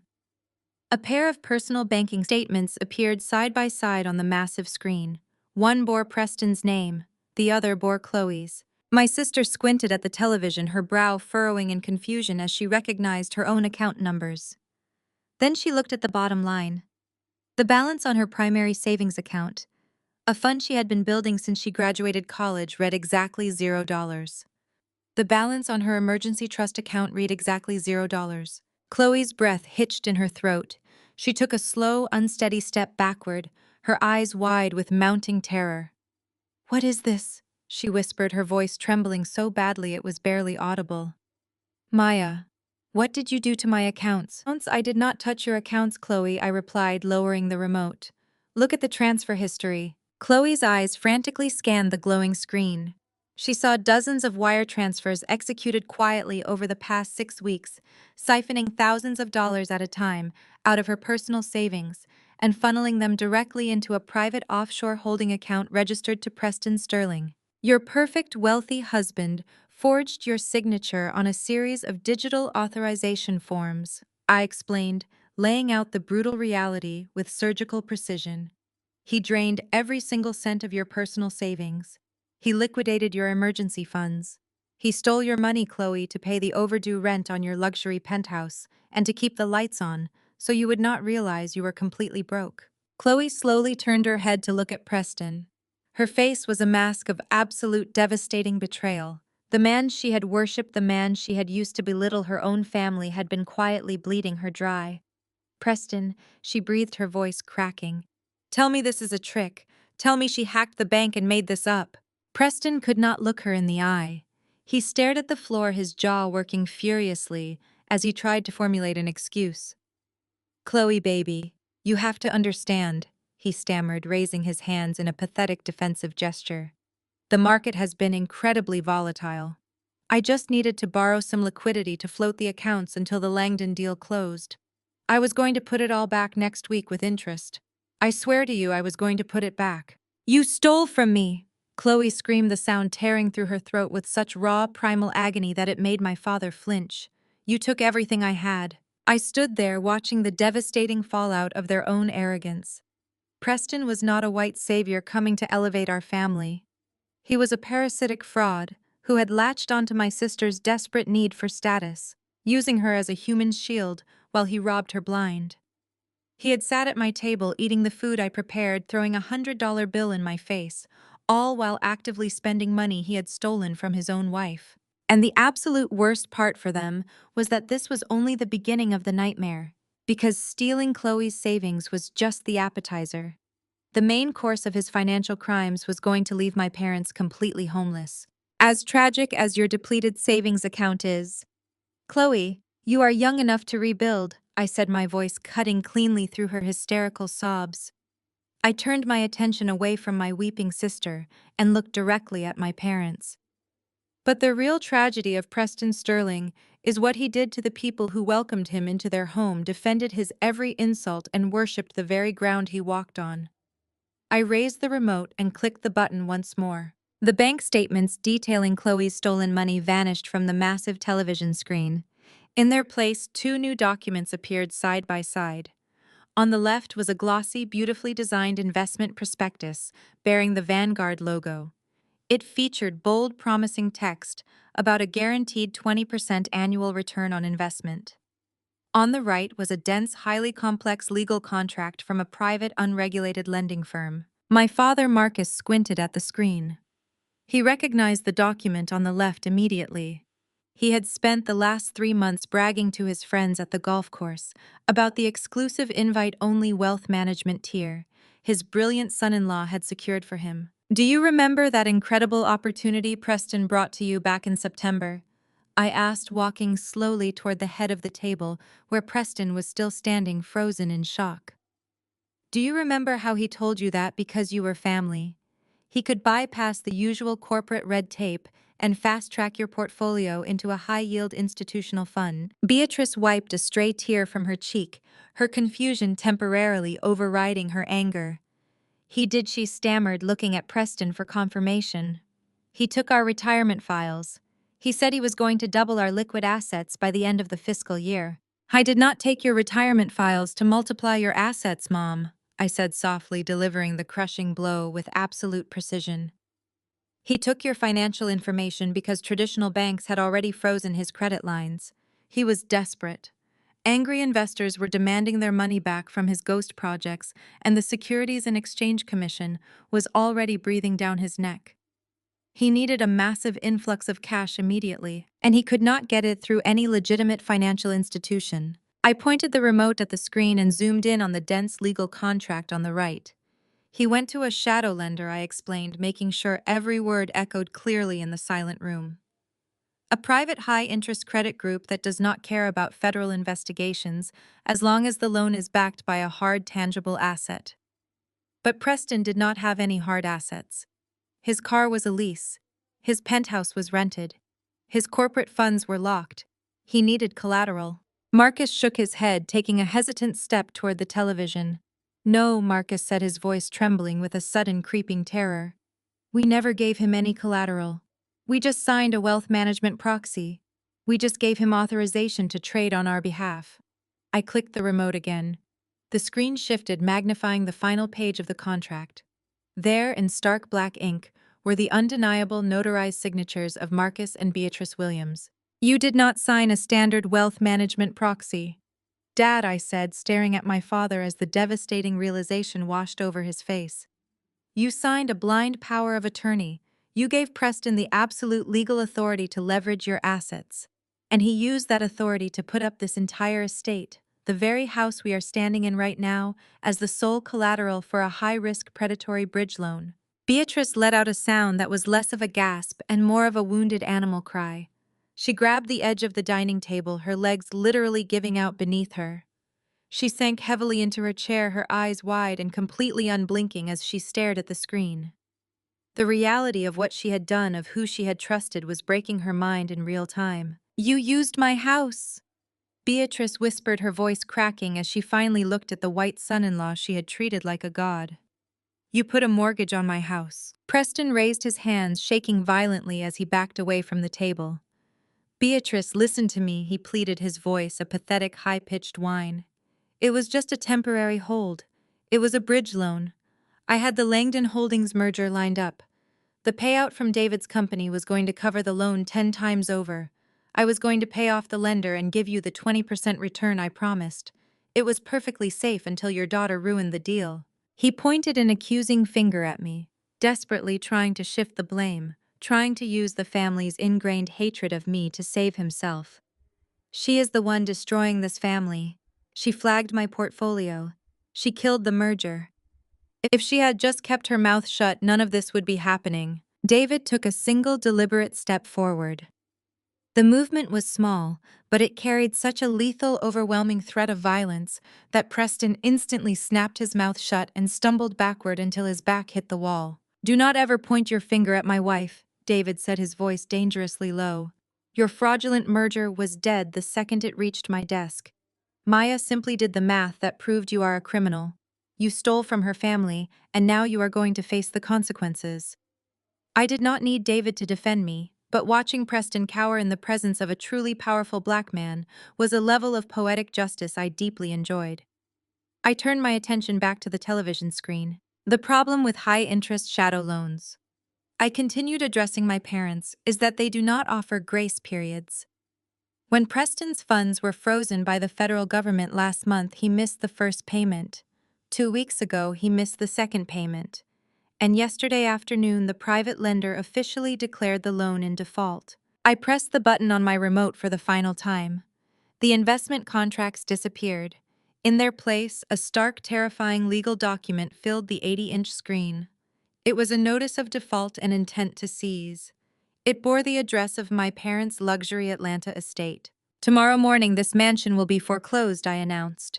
The words were cold, clinical, and absolutely final. "The lender has already filed the paperwork with the county. By 8 o'clock tomorrow morning, the locks on those front doors will be changed, and this property will legally belong to the creditors Preston sold you out to." My father grabbed his chest, his breathing ragged and uneven as he stared at the foreclosure notice. He had spent his entire life working to build this estate, only to hand the keys over to a man who saw him as nothing more than a convenient, gullible mark. My mother could not even speak. The woman who had spent the last 3 decades obsessed with appearances, social standing, and proximity to wealth was now staring at absolute ruin. She had actively participated in my emotional destruction to elevate Chloe and Preston. She had mocked my career. She had laughed when I was insulted. She had offered my billionaire husband a job sweeping floors. And now the harsh, undeniable truth was staring her right in the face. The white savior she worshipped had not elevated her social status. He had stolen her daughter's life savings and gambled away her entire generational wealth just to maintain his own fragile fake illusion of success. Preston slid down the wall, hitting the floor, as the weight of his reality finally crushed him. The Securities and Exchange Commission was waiting for him. The FBI was waiting for him. The predatory lenders he had defrauded were waiting for him. He had absolutely nowhere to run. The air in the room was thick with the suffocating weight of their collective downfall. The perfectly roasted Christmas turkey sat cold on the table. The expensive crystal glasses were forgotten. The grand illusion of the Williams family had been violently ripped away, leaving nothing but the pathetic, ugly truth exposed under the harsh light of the television screen. The suffocating weight of their collective downfall hung in the room for only a fraction of a second. Then the silence snapped and the entire illusion of the Williams family violently tore itself apart. Beatrice let out a scream that did not even sound human. It was a raw, guttural shriek of a woman watching her entire identity, her social standing and her future burned to ashes right in front of her eyes. She threw herself out of her dining chair. She did not walk toward Preston. She lunged at him. The woman who had spent hours perfectly styling her hair and selecting her designer dress looked like a wild animal. She grabbed Preston by the lapels of his custom suit and began slapping him across the face with everything she had. The sharp, echoing cracks of her hands striking his skin filled the dining room. Her heavy gold bracelet slammed against his jaw, leaving bright red marks across his pale skin. "You stole my home!" Beatrice shrieked, her voice tearing at the seams. "You thief! You disgusting lying thief! I gave you my trust. I treated you like a king and you threw us out onto the street." Preston raised his arms, cowering on the floor, desperately trying to shield his face from my mother's frantic assault. He did not look like an elite finance director anymore. He looked like a pathetic, frightened child trying to escape a beating. "Stop it, Beatrice," he whimpered, twisting away from her blows. "I was going to fix it. I was going to save you. I just needed more time." My father could not even intervene to pull his wife off his son-in-law. Marcus was backed into the corner of the dining room, clutching his chest with both hands. His face had turned a terrifying shade of gray. He was gasping for air, his chest heaving irregularly, as a full-blown panic attack seized his body. He had spent his entire life working to build that estate, submitting to my mother's demands, bowing his head to a son-in-law who mocked him daily, all to preserve the illusion of a perfect wealthy family. Now he was facing the absolute reality that by Monday morning he would be completely homeless, evicted from his own property because he had blindly trusted a fraud. And then Chloe finally broke. She looked down at her husband, the white man she had worshipped, the man she had used as a weapon to belittle me and elevate herself. Her perfect high society facade shattered into a million jagged pieces. She fell to her knees beside him on the hardwood floor, but she did not comfort him. She grabbed his silk tie and yanked him forward so hard he choked. "You ruined my life!" Chloe screamed, hot tears streaming down her face and ruining her expensive makeup. "You promised me everything. You told me we were rich. You told me we were untouchable. You made me look like a fool in front of everyone. I defended you. I gave you everything. You were supposed to be my savior, Preston. You were supposed to protect me." Chloe beat her fists against his chest, sobbing hysterically. She was not just mourning the loss of her stolen savings. She was mourning the absolute loss of her superiority. Without Preston's fake wealth, she was nothing. She had no career, no savings, and no status. She was just a woman married to a criminal about to be evicted from her leased penthouse with absolutely nowhere to go. I stood beside David and watched them tear each other apart. I felt absolutely no pity. For years, I had been the target of their combined cruelty. They had bonded by tearing me down and laughing at my expense. Now, without me as their convenient scapegoat, they were turning their vicious, toxic energy onto each other. It was a feeding frenzy of blame and desperation playing out right under the harsh, glaring light of the foreclosure notice on the television screen. Preston managed to push Chloe away. He scrambled backward across the hardwood floor, his suit jacket torn, his hair completely disheveled, and a thin line of blood trickling from where my mother's bracelet had caught his cheek. He looked up, his wild, frantic eyes bypassing my mother, bypassing my sister, and bypassing me entirely. In his desperate, terrified mind, his ingrained arrogance still controlled his actions. He still could not bring himself to beg a woman for mercy, even the woman who had single-handedly dismantled his life. He looked directly at David. Preston pushed himself up onto his knees. He held his hands together in a pathetic begging gesture, looking up at my husband with tears of absolute terror streaming down his face. "Mr. Langdon, please." Preston sobbed, his voice completely broken and pathetic. "Please, you cannot do this to me. You are a businessman. You understand how the market works. I made a mistake. I over-leveraged. But I can fix it. Do not submit that audit report to the federal regulators. Please, I am begging you man to man. Give me 1 week. Just give me 1 week to liquidate some assets and I will make the accounts whole. If you give that report to the authorities, I will go to federal prison. Please, sir, I am begging you. Do not destroy my life." The entire room seemed to hold its breath. Beatrice stopped screaming. Chloe stopped sobbing. Marcus stopped gasping. They all looked at David, praying that this billionaire would show them the mercy they had never once shown me. David looked down at Preston.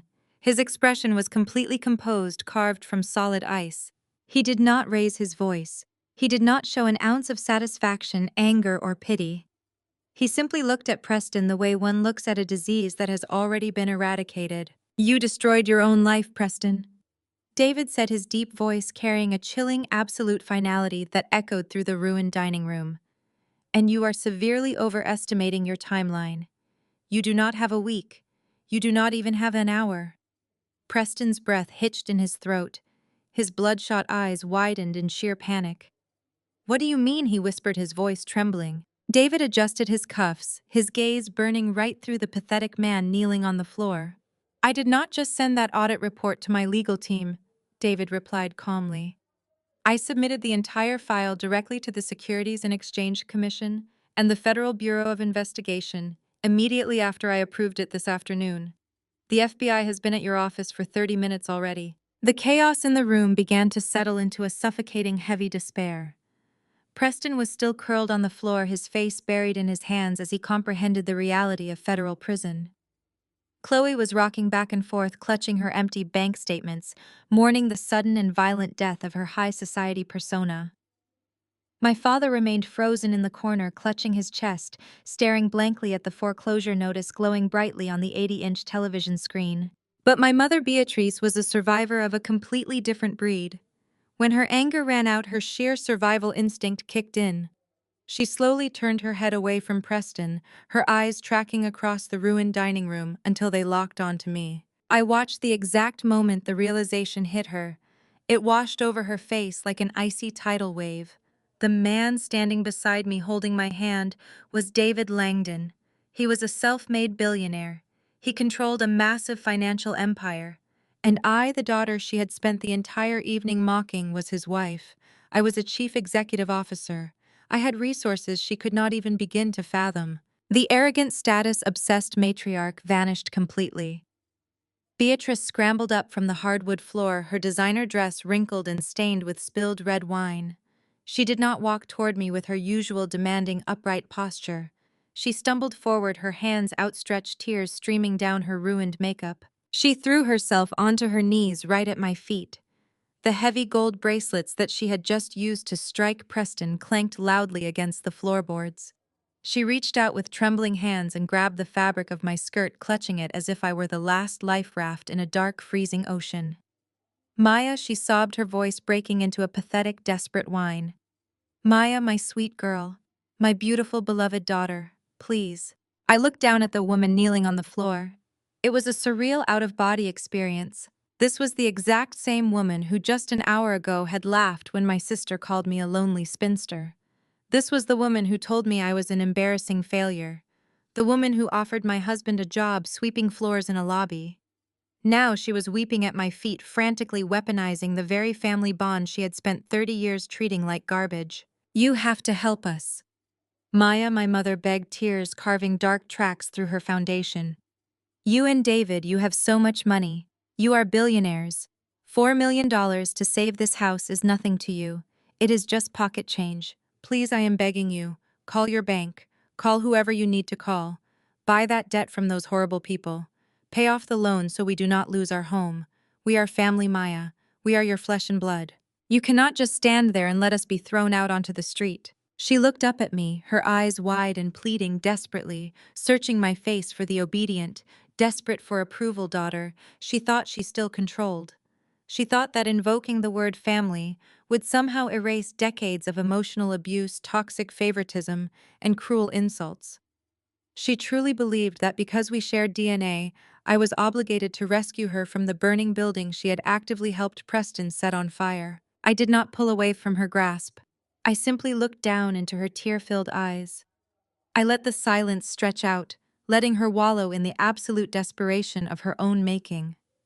I felt David shift slightly beside me, a silent pillar of unwavering support, but he did not intervene. He knew this was my moment. This was the exact closure I had worked so hard to achieve. I slowly reached into the leather Hermes bag, resting on the chair next to me. My movements were calm, deliberate, and totally unbothered by her hysterical crying. I bypassed the USB drive case and my car keys, wrapping my fingers around a single thick manila folder that I had brought specifically for this exact moment. I pulled the folder out and held it quietly in my hands. I looked at the woman who had called me a bitter, jealous disappointment. I looked at the mother who had always chosen a fraudulent, arrogant son-in-law over her own flesh and blood, simply because he drove a nice car and wore an expensive suit. "I do not need to call my bank, Mom," I said. My voice was incredibly soft, contrasting violently with her loud, echoing sobs. It was the calm, steady voice of a woman who held absolute power over the situation. Beatrice stopped crying for a fraction of a second. A desperate, wild spark of hope flared in her dark eyes. She tightened her grip on my skirt, letting out a breathless, hopeful gasp. She thought my calmness meant I was surrendering to her demands. She thought the obedient daughter had finally returned to save the day. "Oh, thank God," Beatrice wept, bowing her head toward my shoes. "Thank you, Maya. I knew you would not abandon us. I knew you loved your family." I slowly opened the manila folder. I slid out a crisp, notarized legal document bearing the official seal of the state and the signature of a federal judge. "I am not calling the bank because I already bought that debt, Mom," I said, looking right into her eyes. Beatrice let out a ragged, wet gasp that sounded as if it had been forcefully torn from her lungs. The sheer magnitude of her relief caused her entire body to slump forward. She grabbed my hand, pressing it against her tear-stained cheek with a desperate, frantic energy. She wept openly, loud and ugly, completely stripped of her usual refined society manners and arrogant composure. "Oh, thank the Lord," she cried, her voice muffled against my skin. "Thank you, Maya. I knew you were a good girl. I knew you would not let your family sink. You saved our home. You saved our legacy. I promise we will pay you back. We will figure it out together." Even my father, Marcus, let out a long, shaky breath from his dark corner of the room. He wiped a thick layer of cold sweat from his forehead, looking at me with an expression of profound, pathetic gratitude. Chloe stopped rocking back and forth on the floor. She sniffled, wiping her ruined mascara, suddenly believing that her older sister's billionaire husband was going to be the magic eraser for her own husband's federal crimes. They all heard the words "bought the debt" and instantly, selfishly translated them into a fairy tale rescue. They truly believed that my wealth was simply an extension of their own, ready to be deployed the absolute moment they snapped their fingers. I looked down at my mother. I felt the warm, sticky dampness of her tears soaking into the fine fabric of my skirt. I did not feel a single ounce of empathy. I did not feel the familiar childhood urge to comfort her or seek her approval. I felt absolutely nothing but a cold, clinical detachment. I slowly and deliberately pulled my hand out of her desperate grip. I took a single step backward, forcing Beatrice to release her hold on my clothes. She looked up at me, her brow furrowing in sudden, sharp confusion. The warm glow from the crystal chandelier above us cast long shadows across her face, highlighting the rapid, terrifying shift in her understanding. "You misunderstood me, Beatrice," I said. My voice was incredibly calm, completely devoid of the warmth she was so desperately trying to extract from me. I deliberately used her first name, severing the maternal bond she was trying to weaponize against me. I reached into the thick manila folder I was holding and pulled out a heavy stack of legal documents. I tossed them casually onto the mahogany dining table. They landed right next to the cold, untouched holiday turkey with a heavy, definitive thud. I did not buy your debt as a personal favor, I explained, looking down at her perfectly manicured hands resting empty on the hardwood floor. The crisis management firm I run does not just conduct corporate audits. We have a highly aggressive asset recovery division. When Preston's private shadow lender flagged this specific property for immediate foreclosure, my firm purchased the distressed debt portfolio directly from them. We executed the purchase at 8 o'clock this morning, long before you ever started setting this table. Beatrice stared at me, her mouth opening and closing without producing any sound. Marcus took a hesitant step forward, his eyes locked onto the stack of papers resting on the table. What does that mean? Marcus asked, his voice barely a terrified whisper. It means you do not owe the bank a single dime, I said, turning my gaze to my father. The shadow lender is completely out of the picture. Your mortgage, your massive predatory loan is entirely owned by my corporate entity. You owe me. I executed the seizure clauses immediately upon purchase. As of this afternoon, I am the sole legally registered owner of this entire estate. The words dropped into the room like heavy, unyielding stones. I watched the harsh reality shatter my mother's temporary relief into 1,000 irreparable pieces. The brief, frantic hope that had illuminated her face was completely extinguished, replaced by a horror far deeper and more profound than the one she had felt when she saw the foreclosure notice on the television. Losing her house to a faceless bank was a terrible financial tragedy. Losing her house to the daughter she had spent 30 years treating, like an absolute failure, was a psychological death sentence. Beatrice pushed herself up from the floor, leaning heavily against the dining chair for support. Her legs were visibly trembling. You own the house, she stammered, her voice thin and reedy, cracking under the immense weight of her new reality. Maya, this is our home. You cannot take our home. We are your parents. You cannot treat us like business transactions. You stopped acting like my parents a long time ago, I replied smoothly, crossing my arms over my chest. A mother does not invite her daughter to a holiday dinner just to serve her up as a punching bag for a racist, arrogant son-in-law. A father does not sit in absolute silence while his own child is mocked and degraded in his presence. You made your choices. You chose to worship Preston because you thought his proximity to whiteness and his fake money made him superior to your own blood. You chose to participate in my humiliation because it made you feel powerful. And now you get to live in the house that I own. I walked toward the table and tapped my index finger against the stack of legal deeds. Because you are currently residing in my property, I am legally obligated to establish your tenancy. I continued adopting the crisp, professional tone I used in corporate boardrooms. And because of the way every single one of you spoke to me tonight, as well as the decades of emotional abuse I have quietly endured, your living arrangement is going to change drastically. Beatrice swallowed hard, her eyes darting to David, who stood watching the execution of justice with quiet, unwavering support. She realized that no one in this room was going to save her. Starting on the 1st of next month, your rent triples, I announced. The flat, undeniable reality of the statement made Marcus flinch as if he had been physically struck across the face. I have already drafted the new lease agreement. It reflects the premium market value of a luxury Atlanta estate, plus a significant convenience fee for my trouble. You will submit your payments directly to my property management team. If you miss a single payment, or if you are even 1 day late, you will receive a 30-day eviction notice. There will be no grace periods. There will be no family discounts.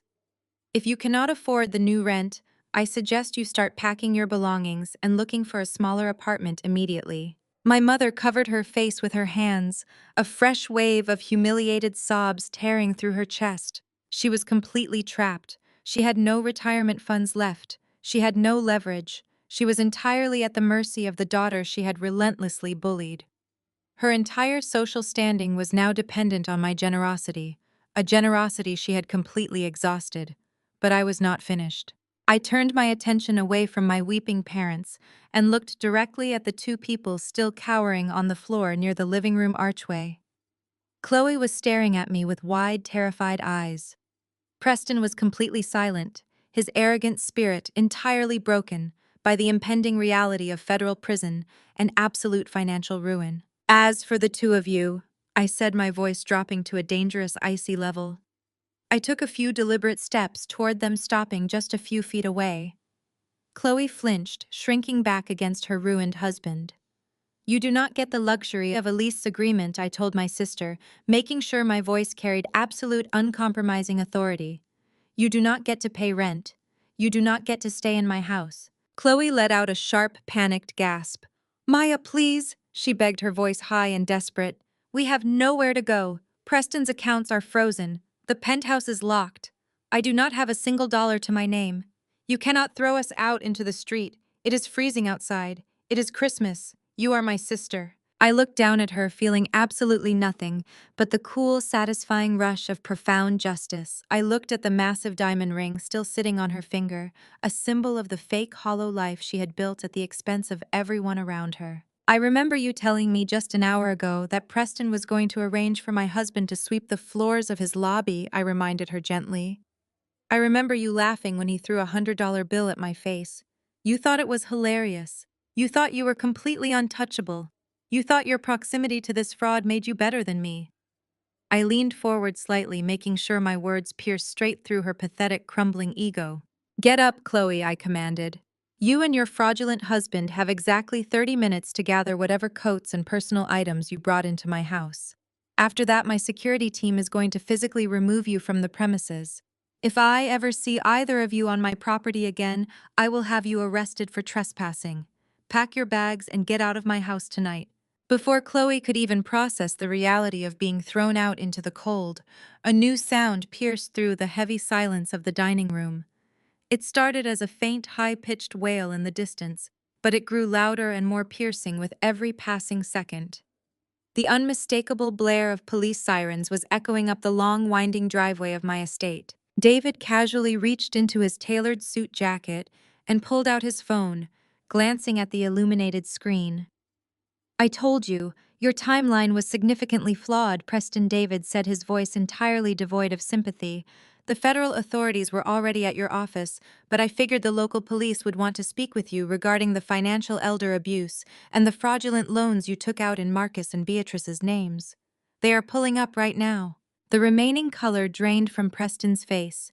The paralyzing shock that had kept him glued to the floor suddenly shattered, replaced by the frantic, mindless adrenaline of a cornered animal. He scrambled to his feet, his expensive leather shoes slipping wildly against the spilled wine and shattered crystal on the hardwood floor. He did not look at my mother. He did not look at me. He did not even look at his own wife.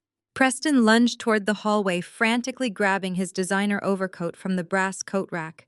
He was panting heavily, shoving his arms into the sleeves while simultaneously scanning the room for a back exit. He was actually going to run. I was going to abandon his wife and flee into the freezing night, rather than face the consequences of his own boundless arrogance. Chloe let out a blood-curdling scream. She scrambled up from the floor and threw herself at Preston, grabbing the lapels of his coat and digging her manicured nails into the expensive fabric. You cannot leave me here, she sobbed, her voice cracking with absolute terror. Preston, do not leave me. What am I supposed to do? I do not have a car. I do not have any money. Preston tried to violently shove her away, his eyes wide with sheer panic as the flashing red and blue lights began to reflect through the large front windows, casting an eerie, frantic glow over the grand foyer. Let go of me, Chloe, he snarled, aggressively pushing her hands away. I am not going to federal prison for you. As the heavy, authoritative pounding began on my front door, I turned my attention away from the pathetic scuffle in the hallway and looked back at the dining table. My parents were completely destroyed. Marcus had slumped forward, his face buried in his hands as he sat among the cold, untouched Christmas food. The festive centerpiece was shoved aside. The expensive china was abandoned. He was a man who had surrendered his authority and his home to a fraud, and now he was paying the ultimate humiliating price. Beatrice was sitting on the floor, leaning heavily against the leg of a broken dining chair. She was not screaming anymore. The manic, arrogant energy that had fueled her entire existence had been completely depleted. She stared blankly at the massive television screen, which still displayed the digital deed to the house bearing my name. She slowly brought her hands up to cover her face, her shoulders shaking with silent, defeated sobs. The woman who had spent 30 years cultivating an image of absolute superiority was now sitting in the physical ruins of her own making. She finally realized the inescapable, suffocating truth. She was entirely dependent on the exact daughter she had relentlessly bullied. She was going to spend the rest of her life writing exorbitant rent checks to the woman she had proudly called a failure just hours before. The perfect wealthy illusion was dead, and I was the one holding the shovel. David gently lifted my heavy cashmere coat from the brass stand in the hallway and draped it warmly over my shoulders. I slipped my arm through his, feeling the solid, comforting presence of the man who had truly built a life with me. We did not say goodbye. We did not look back at the wreckage scattered across the dining room floor. We simply turned our backs on the screaming, the crying, and the frantic flashing police lights, and we walked out the front door into the crisp, quiet December night. We stepped out of their toxic, crumbling illusion and returned to the absolute peace of a reality we had built on truth. Now, as I sit here resting comfortably on my own sofa, bathed in the warm, quiet light of my living room, the dust from that explosive holiday dinner has completely settled. The grand, arrogant facade of the Williams family has been entirely dismantled, and the universe has a very precise way of balancing the scales. Preston never got the mercy he begged for on his knees. He was denied bail, completely crushed under the overwhelming weight of the federal evidence my risk management firm provided. He is currently serving a 7-year sentence in a federal penitentiary for wire fraud, corporate embezzlement, and financial exploitation. Chloe lost absolutely everything. Her leased Porsche was repossessed the very next morning. She was formally evicted from her luxury downtown penthouse and stripped of every designer accessory she had used to make herself feel superior. The woman who mocked my career and offered my husband a job sweeping floors now works 2 separate part-time retail jobs. She stands on her feet for 12 hours a day just to make the minimum monthly payments on the massive, suffocating credit card debt Preston left her with. And my parents, they are still living in the exact same Atlanta estate. Only now the power dynamic is permanently and irreversibly altered. On the first day of every single month, without a single delay or excuse. Marcus and Beatrice Williams dutifully write out an exorbitant rent check. They place a stamp on the envelope and mail it directly to the corporate office of the daughter they spent 30 years calling an embarrassing, lonely failure. Society will constantly tell you that family is everything, that you must always forgive and forget because blood is thicker than water. But I learned the hard way that family is not always blood. Sometimes blood is just a parasite, quietly and deliberately draining your self-esteem, your energy, and your future to sustain their own selfish illusions. You do not owe your loyalty to people who are entirely committed to misunderstanding your worth. You do not have to shrink yourself to fit into a room where you were never truly respected in the first place. Build your own empire. Protect your peace with absolutely everything you have. And always remember that sometimes the absolute best Christmas gift you can ever give yourself is simply walking away and letting toxic people burn to ashes in the very fires of greed they started themselves. I lean back against the soft cushions, letting a quiet, knowing smile touch the corners of my mouth, finally entirely free, as the room